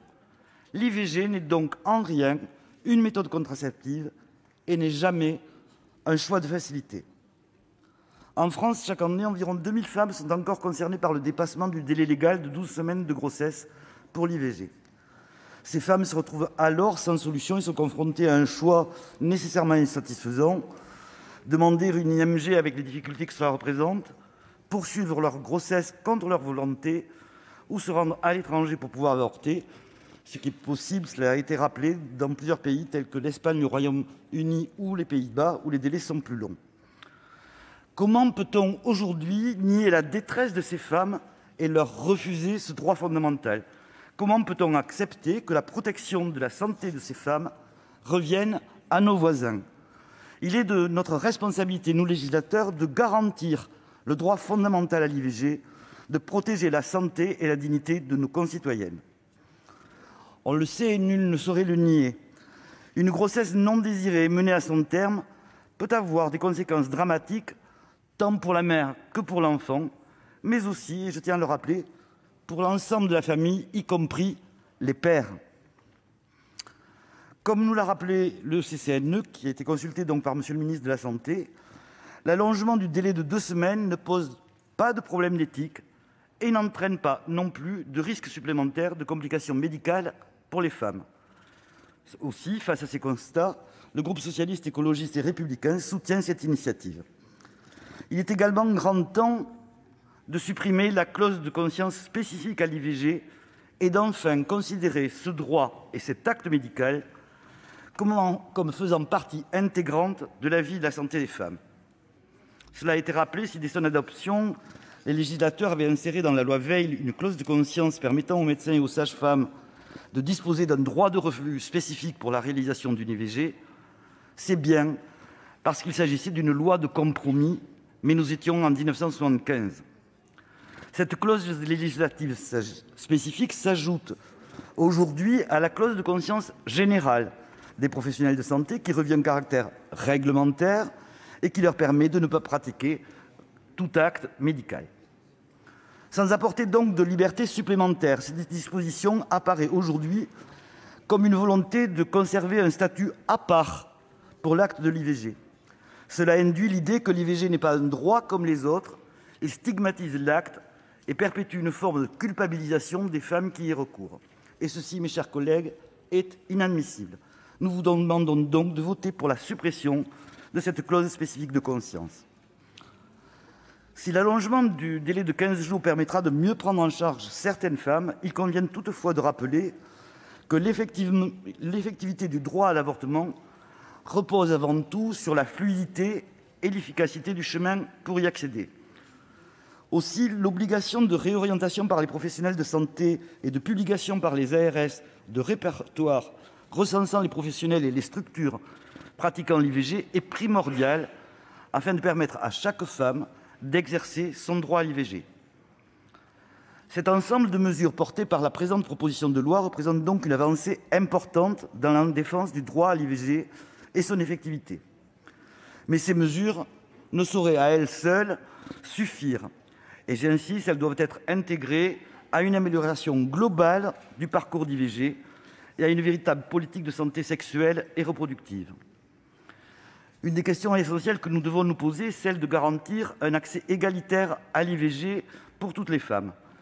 Il est intolérable que le recours de ce droit fondamental dépende dans notre pays de son lieu d'habitation ou de sa situation sociale. Ainsi, dès 2013, le Haut Conseil à l'égalité entre les femmes et les hommes alertait sur les difficultés induites par la fermeture d'établissements pratiquant les IVG. Entre 2007 et 2017, hors fusion d'établissements, 70 centres ont fermé en France. En 10 ans, le nombre de centres pratiquant l'IVG a diminué de 7,7%. 37 départements métropolitains compteraient ainsi moins de 5 professionnels de santé libéraux pratiquant les IVG médicamenteuses. Ce manque de structures et les disparités qui existent entre les territoires, restreintes de fait, dans la réalité, la liberté des femmes à recourir à la méthode d'IVG de leur choix. À ces inégalités territoriales s'ajoutent celles liées au niveau de vie des femmes. En effet, à groupe d'âge et situation conjugale donnée, les femmes dont le niveau de vie est dans les 10% les moins élevés ont une probabilité supérieure de 40% de recourir à l'IVG par rapport à celles dont le niveau de vie est classé parmi les revenus médians. Je ne reviendrai pas donc sur les autres mesures qu'il faudrait mettre en place. Simplement, pour finir, soutenir la proposition de Madame la rapporteure pour mettre en place une politique étatique globale de santé sexuelle. Merci, chers collègues. Merci. La parole est à Monsieur Pierre Charon pour le groupe Les Républicains et pour 5 minutes, chers collègues.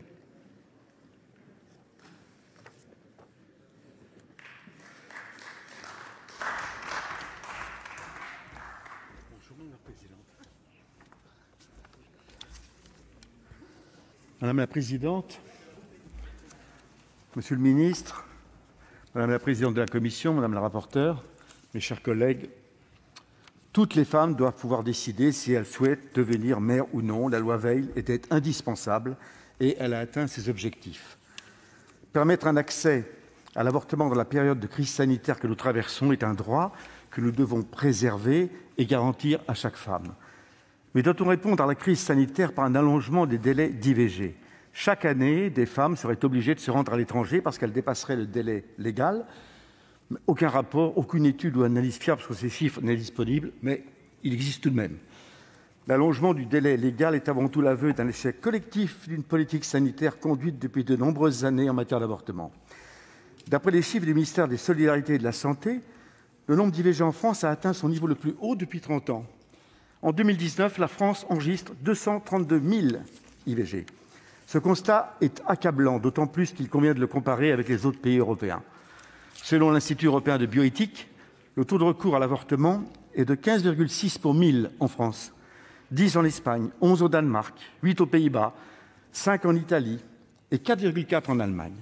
Et pourtant, la loi de modernisation de notre système de santé de 2016 a fait évoluer l'offre de soins en matière d'IVG et tenté de réduire les inégalités d'accès. Ne serait-il pas souhaitable, en fin de compte, de mieux informer les patientes sur les délais légaux, d'assurer davantage de prévention et surtout de donner vraiment aux femmes la liberté de choisir la méthode et les conditions. Il y a quelques mois, le Conseil national de l'ordre des sages-femmes, dans une contribution à l'accès à l'IVG en France, notait, je cite, « L'accès à l'IVG dans les 12 semaines doit être réellement effectif, en devenant un véritable droit opposable. Cela permettra de réduire les IVG tardives et les dépassements du délai légal. » Il serait une erreur de penser que toutes les questions éthiques ont été examinées par le passé. N'y a-t-il pas vraiment aucune différence entre une IVG réalisée à 10, 12 semaines ou 14 semaines de grossesse ? Oui, ces 2 semaines sont fondamentales puisqu'il s'agit du passage de l'embryon au fœtus, comme l'a rappelé ma collègue Florence Lasserade. L'IVG devient plus difficile d'un point de vue technique, mais aussi psychologique. C'est pour cette raison que l'Académie de médecine s'est officiellement prononcée contre l'allongement des délais. L'IVG ne peut pas être considéré comme un soin comme un autre, et les praticiens doivent pouvoir conserver la double clause de conscience. Le Conseil national de l'ordre des médecins lui-même est inquiet de voir cette évolution législative se traduire par un affaiblissement du principe même de la clause de conscience. Elle a contribué au juste équilibre établi par la loi Veil. Aucun gouvernement n'avait souhaité revenir sur cet équilibre, même en 2016. Je souhaite que nous gardions cette double liberté aux professionnels de santé. Avant de conclure, permettez-moi une digression. Un amendement a été adopté par l'Assemblée nationale en juillet dernier dans la loi bioéthique concernant l'interruption médicale de grossesse, IMG. À la différence de l'IVG, l'IMG est un avortement médical qui peut être effectué à tout moment au-delà des 12 semaines légales dans les conditions strictes. Cet amendement introduit dans le texte la possibilité d'avorter lorsque la poursuite de la grossesse met en péril grave la santé de la femme, mais que ce péril résulte, je cite, d'une détresse psychosociale. Cet amendement a suscité en juillet dernier le trouble dans l'opinion.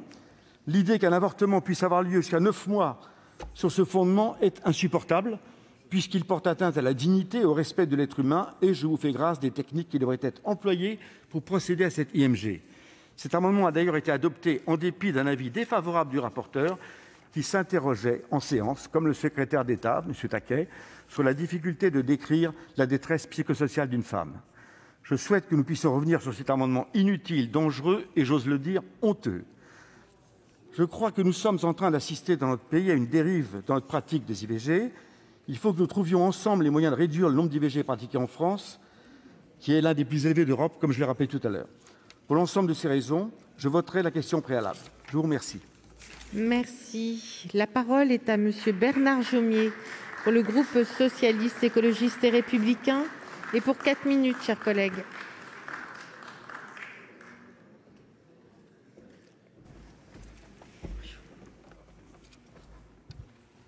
Madame la présidente, monsieur le ministre, mes chers collègues, à ce stade de la discussion qui est amenée à ne pas prospérer, je voudrais revenir sur quelques-uns des arguments que j'ai entendus dans notre hémicycle à propos de cette proposition de loi. Évidemment, sur les arguments qui s'opposent à cette proposition de loi que, pour ma part, je soutiens. Relatif à l'ontogénèse, au développement depuis l'œuf jusqu'à un corps mature, on va dire. Ces arguments relatifs à l'ontogénèse, je le dis très fermement, ils ne sont pas recevables. Et d'ailleurs, le Comité national d'éthique les a balayés. Et d'ailleurs, même l'Académie de médecine, dans son avis, ne les reprend pas à son compte. Et ces arguments sur l'ontogénèse, ça a été toujours ceux qui ont été brandis par les opposants à l'IVG, par ceux qui rejettent, au fond, et pour des raisons qui leur appartiennent et qu'on peut tout à fait respecter, l'IVG. Mais nous ne sommes pas en train de mener un débat sur la légitimité de l'IVG. Nous sommes en train d'étudier une proposition de loi qui en modifie les conditions.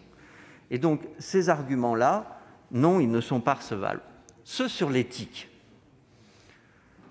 Le Comité consultatif national d'éthique a très clairement dit qu'il n'y avait pas de considération éthique qui s'opposait non plus à l'allongement du délai. Et les principes, et peut-être s'il y a des lectures éthiques différentes, c'est parce que les principes qui fondent notre éthique et notre bioéthique ont évolué avec le temps. Des valeurs, il y a des valeurs qui sont, j'allais dire, ancestrales, la non-malfaisance ou la bienfaisance, et qui sont là aussi repris dans l'avis que vous citez. Il y a des valeurs comme le principe d'autonomie ou le principe d'égalité qui sont plus récents, qui ont émergé plus récemment dans les travaux d'éthique et qui ont pris, et c'est une bonne chose à mon sens, qui ont pris de l'importance. Et quand on lit nos principes d'éthique en intégrant ces valeurs-là, comme le fait le CCNE, il n'y a pas non plus d'obstacle éthique aux propositions que porte Laurence Rossignol. Alors après, est-ce que l'allongement du délai résoudra la question de ces femmes qui n'arrivent pas à accéder à l'IVG dans les délais actuels? Probablement en partie seulement. J'en donne tout à fait acte à ce qui a été dit, notamment par Élisabeth Doineau sur cette question. Ce n'est pas la solution. Et ce n'est pas ce que prétend cette proposition de loi, puisqu'elle propose un ensemble de mesures. Et ce que je regrette, c'est que, du fait de l'opposition à 2 mesures particulières de cette proposition de loi, vous souhaitiez en arrêter l'étude et le débat. Et là, je dis très clairement qu'il y a ceux qui votent des droits formels et ceux qui s'attachent à travailler à l'application de droits réels. Et si on souhaite que le droit formel que nous partageons, il me semble très largement dans cet hémicycle, se transforme réellement en un droit pour toutes les femmes, eh bien, il faut travailler sur les différentes pistes qui sont dans cette proposition de loi. Il faut travailler sur la question de l'Institut de santé sexuelle et reproductive, car c'est l'ensemble de notre politique en la matière qu'il faut revoir. C'est sur l'ensemble de ces points qu'il faut progresser, et c'est pour cela que je vous appelle à poursuivre le débat dans cet hémicycle sur l'ensemble de ces mesures. Je vous remercie. Merci. La discussion générale est close. Nous passons à la discussion de la motion tendant à opposer la question préalable. Madame Corinne Imbert et les membres du groupe Les Républicains ont déposé une motion distribuée sous le numéro 1 tendant à opposer la question préalable au texte en discussion. La parole est à Madame Corinne Imbert pour la motion et pour 10 minutes.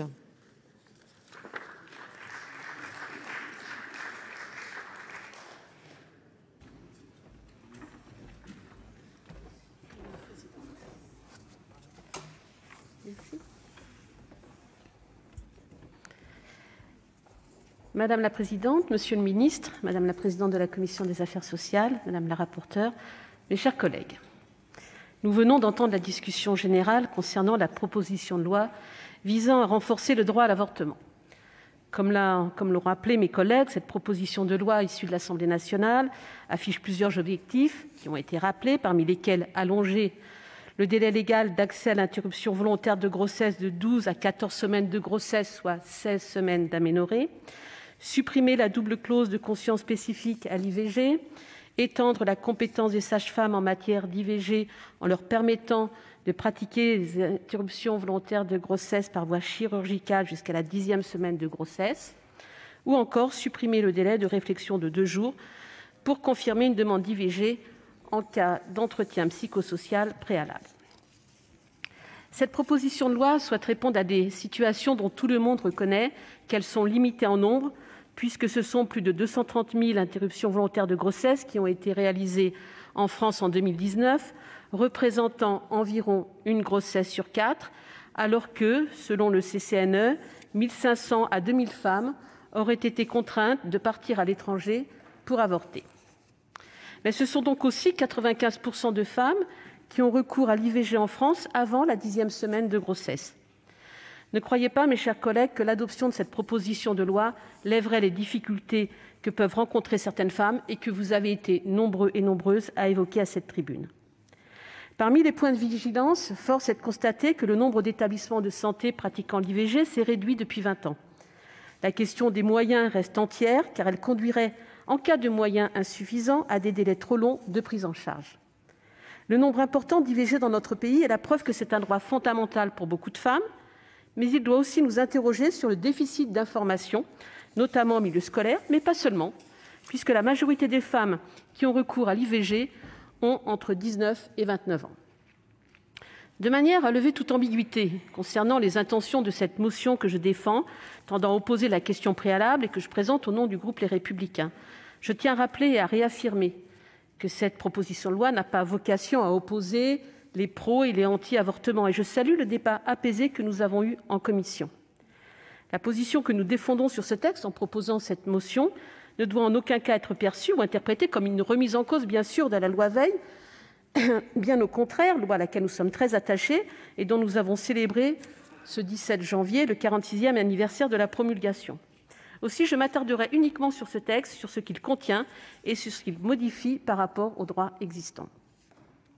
L'article 1er de cette proposition de loi prévoit donc l'allongement des délais légaux d'accès à l'interruption volontaire de grossesse de 12 à 14 semaines de grossesse, soit 16 semaines d'aménorrhée. Cet allongement n'est pas sans poser de nombreuses questions du point de vue éthique, mais aussi un peu du point de vue médical, et aussi un peu du point de vue éthique. Tout avortement présente par essence des risques pour la femme. Allonger le délai d'interruption de grossesse, c'est augmenter les risques de complications chez la femme, c'est augmenter aussi les risques pour ses éventuelles futures grossesses. Sur le plan médical, une proportion importante de gynécologues obstétriciens se sont prononcés défavorablement à l'allongement du délai de recours à l'avortement, craignant, je cite, des manœuvres chirurgicales qui peuvent être dangereuses pour les femmes. L'Académie de médecine affirme également que cet allongement entraînera inéluctablement une augmentation significative de complications à court ou à long terme. L'allongement du délai à 16 semaines d'aménorrhée ne répond à aucune demande d'une majorité des femmes qui espèrent au contraire, une prise en charge plus rapide. L'argument régulièrement mis en avant pour justifier ce rallongement du délai légal de l'IVG est de dire que face aux difficultés rencontrées par les femmes sur le territoire français, cet allongement constituerait un début de réponse. Prétendre régler un problème d'accès aux soins en rallongeant le délai légal de l'IVG me semble être une erreur d'appréciation. Au contraire, il est fondamental de se concentrer sur l'essence même de ce problème et proposer des solutions qui permettront de le régler sur le temps long, à savoir renforcer l'offre de soins sur nos territoires, et vous avez été également un certain nombre, mes chers collègues, à le rappeler. Je tiens aussi à rappeler que les femmes ayant recours à l'interruption volontaire de grossesse après la 12e semaine de grossesse ne le font pas uniquement par manque d'accès aux soins. La prévention me paraît plus que jamais nécessaire en matière de contraception.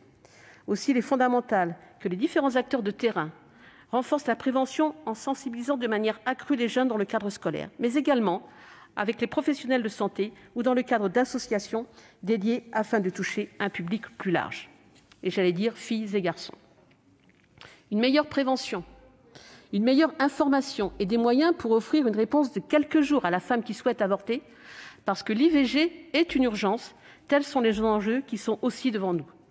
Le droit à l'IVG est un acquis fondamental pour les femmes.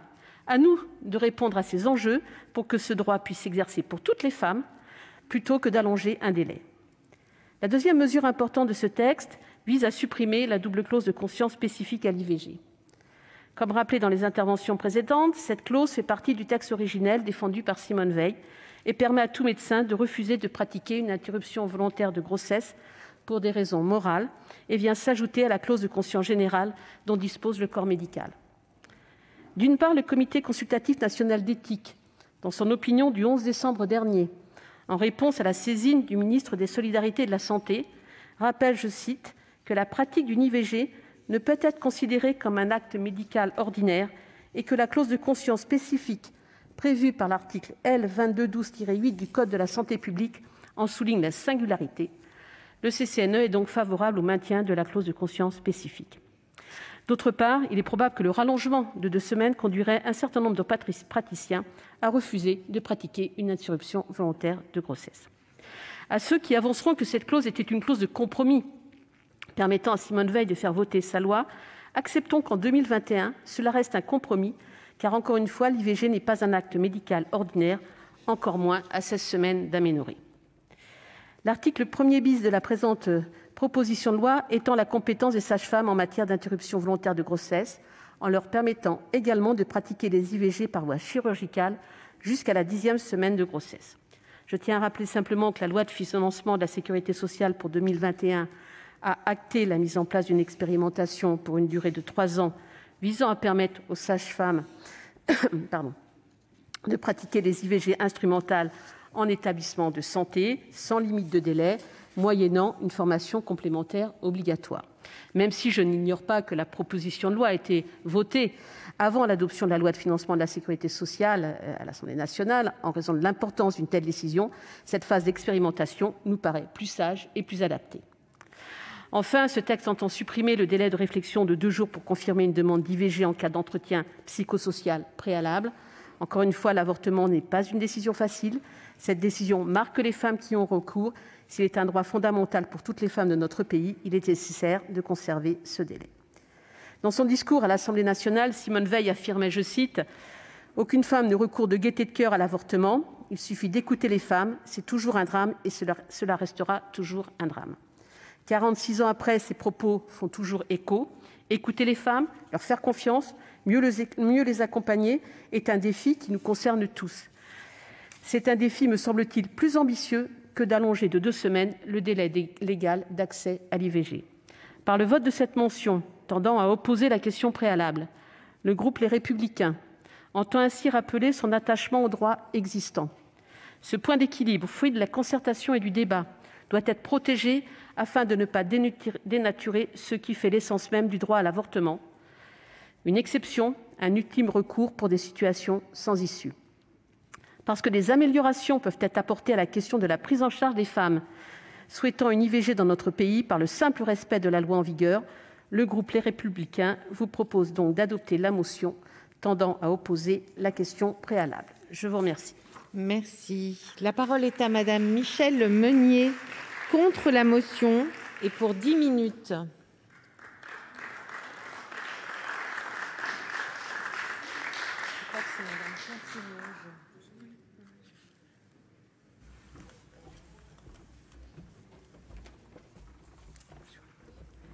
Madame la présidente de la commission des affaires sociales, madame la rapporteure, monsieur le ministre, mes chers collègues, nous sommes toutes et tous attachés à la défense du droit à l'avortement, attachés à la défense du droit existant. Madame Corinne Imbert vient de le redire. On ne peut en douter. Chacun ici, en discussion générale, l'a redit d'une manière ou d'une autre. Il s'agit d'une avancée fondamentale de la société française de ces 50 dernières années. Dois-je redire que 75% des Français sont favorables à l'IVG. Nous sommes sur ces bancs très majoritairement attachés à ce que ce droit, pour chaque femme, pour chaque jeune fille, puisse être effectif. Pour permettre d'exercer ce choix, le plus intime, nous devons sans cesse porter un regard neuf et lucide sur la pratique de l'IVG, sur les conditions dans lesquelles sont reçues les femmes en consultation, sous quels délais, quelles réponses leur sont apportées, à quels obstacles elles se heurtent encore. Notre collègue Corinne Imbert rappelle les statistiques qui font état d'une situation globalement acceptable pour l'efficacité de ce droit. En tant que parlementaires, nous ne pouvons nous satisfaire des moyennes que vous nous présentez. Ces moyennes ne sont que des moyennes, et ces moyennes masquent des inégalités criantes dans l'accès à l'IVG. Les réalités sur le terrain sont bien différentes. Un praticien de mon département me faisait part des difficultés rencontrées.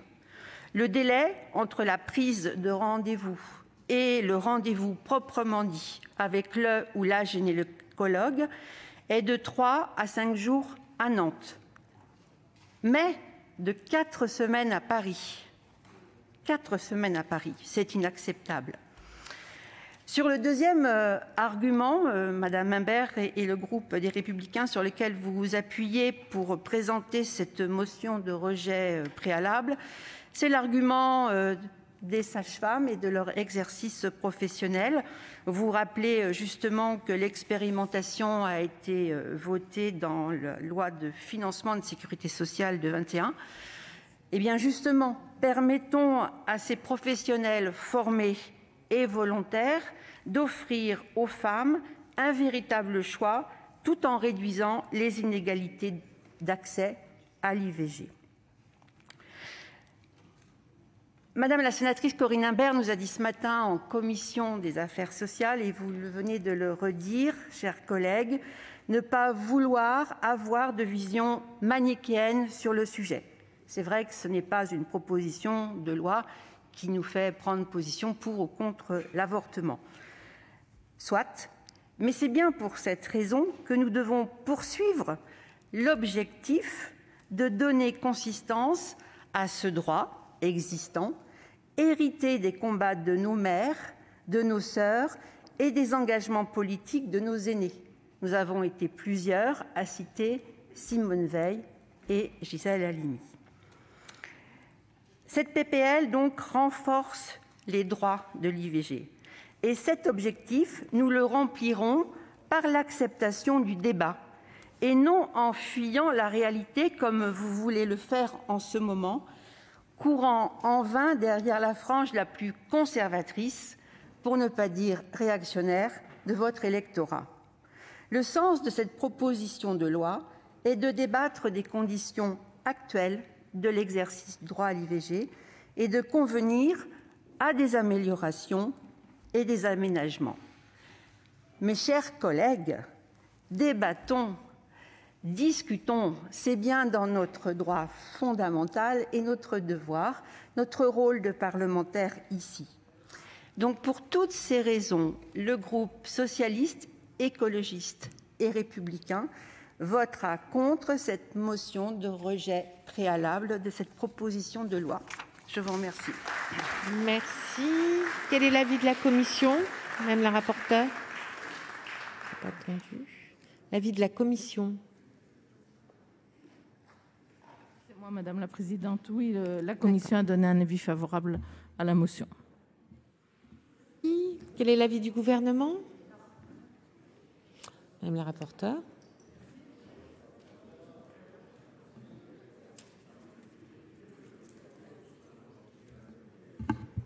Merci Madame la Présidente. D'abord une remarque. On cite souvent cette phrase de Simone Veil qui dit « l'avortement est un drame ». Je voudrais rappeler que le premier drame avant l'avortement, c'est celui pour une femme d'être enceinte quand elle ne veut pas ou ne peut pas élever un enfant. C'est le drame séculaire de la condition des femmes. La peur de la grossesse, que les relations sexuelles soient consenties et rappelons-nous, mesurons combien les relations sexuelles ne sont pas toujours consenties, avec le viol, avec les relations sexuelles imposées, il y a aussi la peur de la grossesse. Donc le premier drame est là. Moi aussi, j'aurais préféré peut-être qu'on ait le débat. Pour tout vous dire, je me suis replongée dans les débats de 2010 quand on a allongé de 10 à 12 semaines. Et en fait, ce sont exactement les mêmes arguments, mot pour mot, qui étaient employés en 2010 que ceux qui sont employés aujourd'hui en 2020. Les mêmes menaces d'eugénisme, de difficultés médicales, de risques de grossesse, d'avortement retardés par les femmes. Rien de tout ça s'est produit entre la 10e et la 12e semaine. Ça ne se produira pas davantage entre la 12e et la 14e. Moi aussi, j'aurais bien aimé qu'on débatte, mais je vais vous avouer, le plus important pour moi, c'est que la navette parlementaire se fasse, que ce texte aboutisse, qu'il reparte à l'Assemblée nationale. Et j'ai entendu avec intérêt tout à l'heure Monsieur le ministre dire qu'il faut que la navette se poursuive. Je ne sais pas si c'est un avis du gouvernement, au moins c'est une piste. Et j'imagine, Monsieur le ministre, que si vous voulez que la navette se poursuive, ce n'est pas pour que le texte s'enlise, c'est bien pour qu'il aboutisse.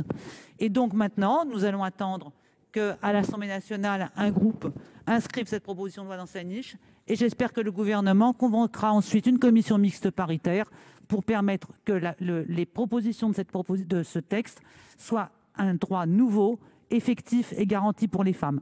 Et je suis à la disposition du gouvernement avec visiblement tout le Sénat pour discuter de la manière dont on peut au mieux mettre en place une politique sanitaire réellement de soutien à la santé sexuelle et reproductive, contraception, avortement et aussi, chers collègues, la fertilité.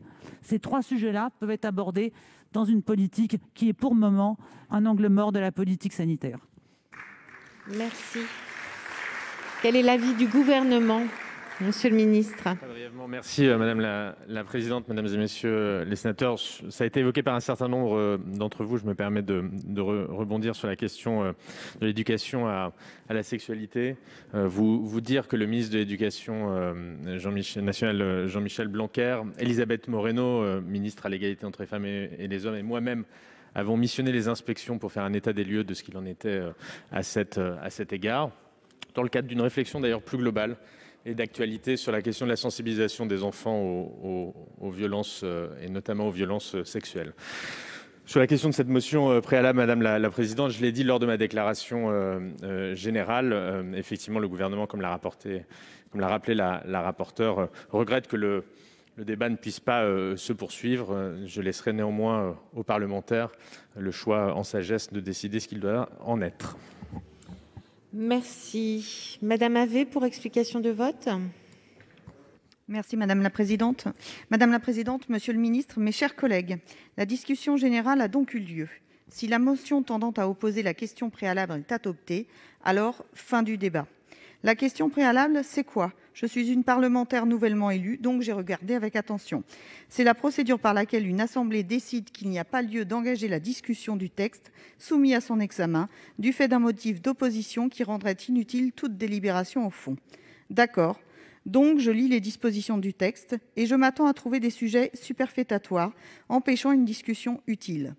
Que ce soit l'allongement des délais d'accès à l'IVG, la clause de conscience spécifique, la sanction du pharmacien refusant de prescrire un contraceptif d'urgence, ou le tiers payant par les actes en lien avec la pratique d'une IVG, tous ces sujets méritent pourtant bien une discussion. La pluralité des points de vue est certaine, mais pour entendre ces arguments, encore faut-il les laisser place au débat. À l'Assemblée, les débats ont été pour le moins animés. Ils ont dépassé les clivages traditionnels.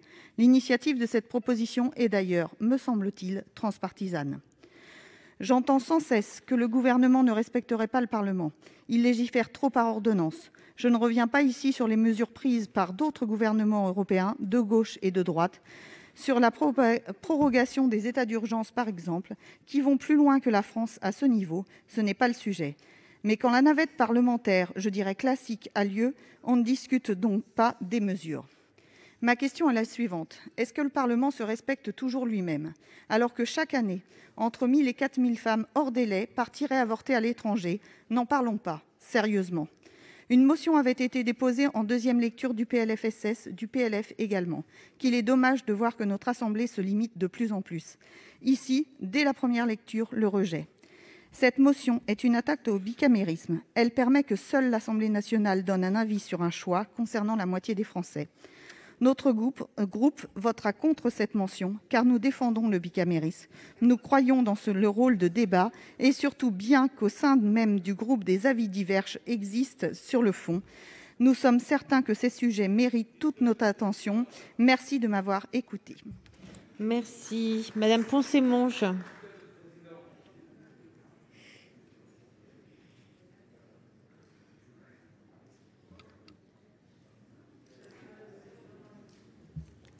Le groupe écologiste Solidarité et Territoires regrette vraiment le dépôt de cette question préalable par la majorité sénatoriale. Alors que la commission sociale a pu débattre de la pertinence ou pas de cette proposition quant à l'accès effectif au droit fondamental à l'IVG, et ce, article par article, le débat n'aura donc pas lieu en assemblée plénière du Sénat. La défense de la question préalable serait que la proposition de loi ne répond pas aux questions pourtant légitimes ou qu'elles ont déjà été débattues. Je ne reviendrai pas sur des exemples de questions qui cheminent tant dans la société que dans notre travail parlementaire et qui trouvent un jour une réponse législative différente de débats antérieurs. Nous sommes nombreux aujourd'hui à le souhaiter pour l'allocation adulte handicapé. Cela aurait pu être le cas, par exemple, de l'article sur la suppression de la double clause de conscience, car peut-on affirmer que cette spécificité qui résulte d'un compromis datant de 46 ans ne méritait pas d'être réinterrogée en 2021 ? Je constate d'ailleurs que dans la défense de cette question préalable, ceux qui l'ont déposée, ça a consisté à démonter, à réfuter, article par article, la proposition de loi. Vous auriez pu le faire dans un débat normal. Je n'ai toujours pas compris, comme ma collègue, peut-être parce qu'on est nouvelle, que le recours à cet article qui me semble très abusif, vraiment, puisque en fait, vous développez article par article ce que vous auriez fait avec un débat plénier. En fait, vous avez 10 minutes que vous nous donnez pas, puisque moi j'ai que 2 minutes et demie pour faire la même chose que vous avez fait en 10 minutes. C'est peut-être pour avoir 10 minutes que vous l'avez fait. Le débat n'aura donc pas lieu, nous le regrettons. C'est d'ailleurs une position assez constante de notre groupe sur les questions préalables, sauf exception très rare et justifiée, justement, et pas hors sujet. Nous remercions Laurence Rossignol d'avoir inscrit cette proposition de loi dans la niche de son groupe, ce qui permettra effectivement que la navette se poursuive à l'Assemblée nationale, et nous disons de façon explicite qu'elle se poursuive et qu'elle aboutisse à l'adoption de cette proposition de loi. Le Sénat, par contre, effectivement, s'est privé de lui-même d'y jouer son rôle. Nous voterons donc, bien entendu, le groupe votera donc contre cette question préalable. Merci. Monsieur Chassaing. Madame la présidente de commission, monsieur le ministre, mes chers collègues, cette loi IVG, depuis 1975, a eu de nombreuses étapes dans un but de faciliter l'accès à l'IVG. Remboursement en 82, 12 semaines en 2001, 2017, délai d'entorse étendu. Mais dans ce projet de loi, de ce jour, est indiqué surtout les difficultés d'accès à l'IVG.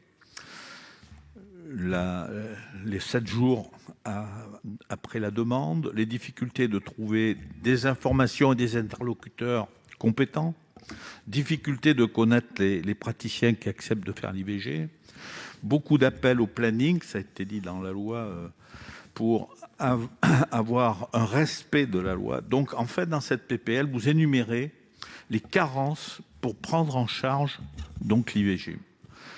Entre 12 et 14 semaines, le fœtus passe de 70 à 130 mm avec un début de formation. Donc l'IVG est plus compliqué, dilatation du col, complications hémorragiques, mais ce n'est pas fréquent, mais c'est quand même plus important. Et dans toutes ces questions, beaucoup de praticiens refuseront de réaliser l'acte à 14 semaines pour des problèmes éthiques ou médicales. Et ça sera encore plus compliqué, contre-productif pour moi, pour nous, pour les femmes. Ce qu'il faut, c'est de la prévention, davantage d'informations dans les collèges et lycées, la population, pour améliorer la contraception. L'IVG est un échec de la contraception. Et il y a eu une augmentation, ça a été dit, en 2019. Lors de l'IVG, il faut aussi qu'il y ait Il y a une prise en charge améliorée avec l'accueil, renforcement de l'offre de soins, accompagnement plus important, orientation, possibilité effectivement pour les sages-femmes d'aller, comme ça a été dit dans le PLFSS, et conservation de la clause de conscience et aussi amélioration de la politique familiale puisque la natalité a chuté. Donc, en ce qui me concerne, comme Colette Mélot l'a dit, donc je sommes favorables à l'IVG jusqu'à 12 semaines, mais défavorables à l'IVG portée de 12 à 14 semaines. Mais comme l'a dit Colette, nous sommes quand même d'accord pour débattre, donc nous ne voterons pas la motion préalable. Merci. Je rappelle qu'il n'y a qu'une explication de vote par groupe politique. Donc, Mme Taillé-Polian, je ne pourrai pas vous donner la parole. La parole est à Monsieur Alain Milon.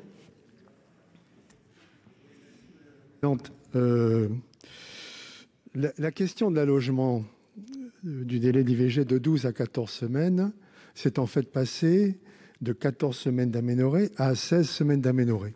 Je voudrais dire à Bernard Jomier, mon ami Bernard Jomier, qu'à l'échographie, la différence est assez sensible entre 14 semaines et 16 semaines d'aménorrhée. Mais ce n'est pas le sujet d'aujourd'hui, mais nous pourrions en discuter par ailleurs si tu le souhaites.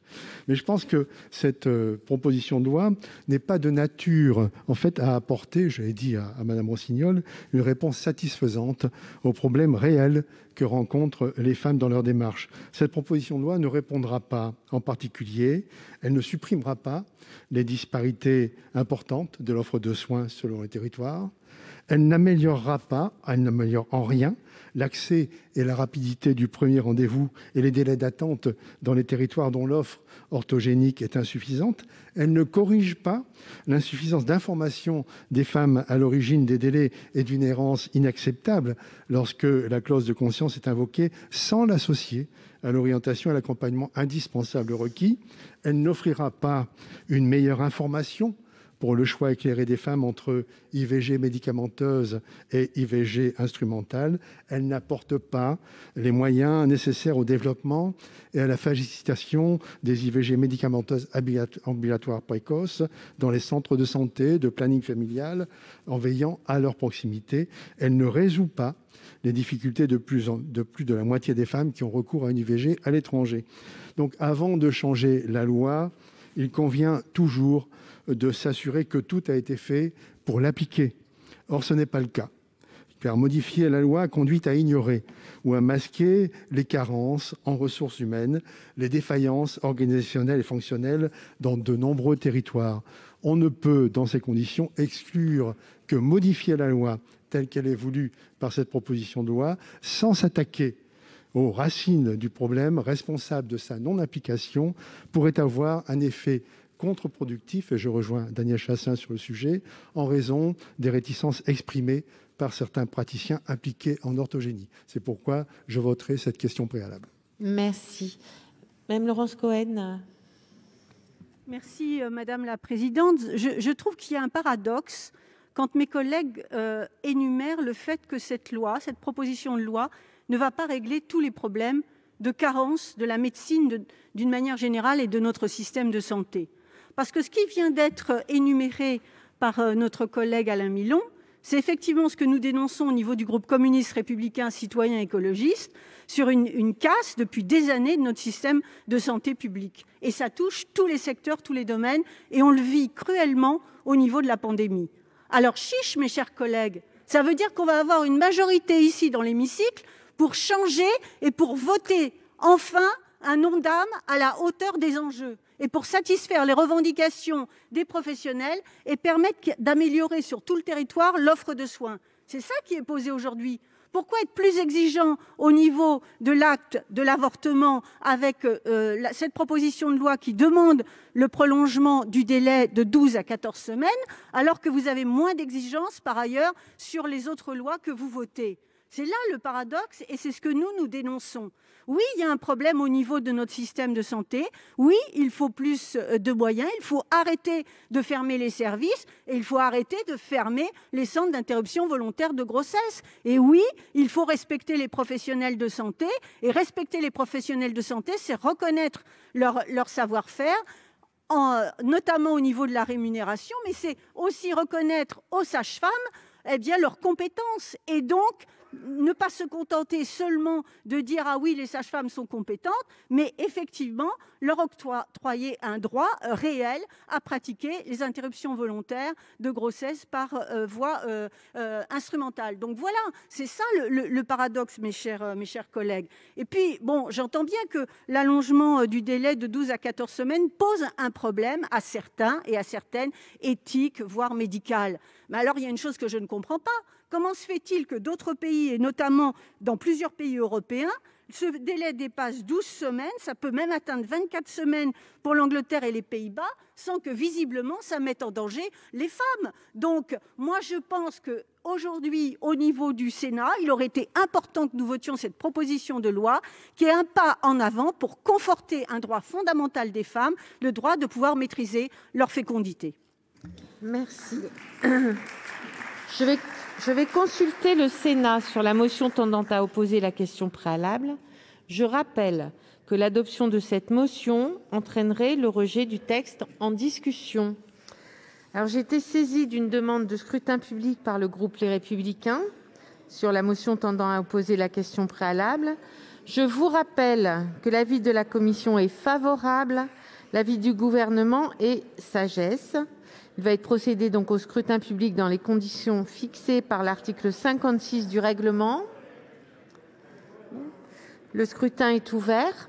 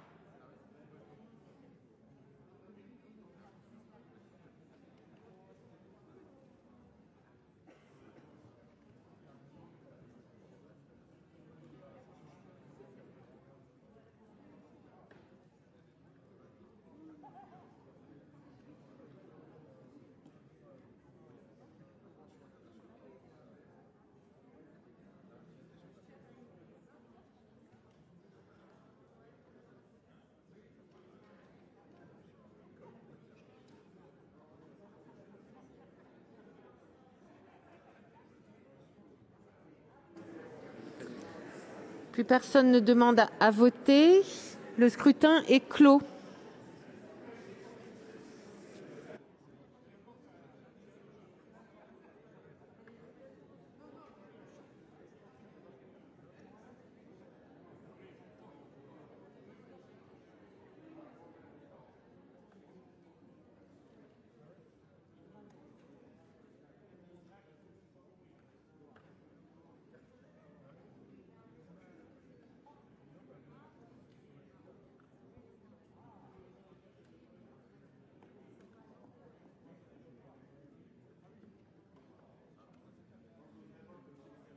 Voici le résultat du scrutin numéro 53 sur la motion numéro 1. Compte tenu de l'ensemble des délégations de vote accordées par les sénateurs aux groupes politiques et notifiées à la présidence, Monsieur Duplomb, merci. Nombre de votants, 344. Nombre de suffrages exprimés, 343. Pour l'adoption, 201. contre 142. Le Sénat a adopté et, en conséquence, le texte est considéré comme rejeté.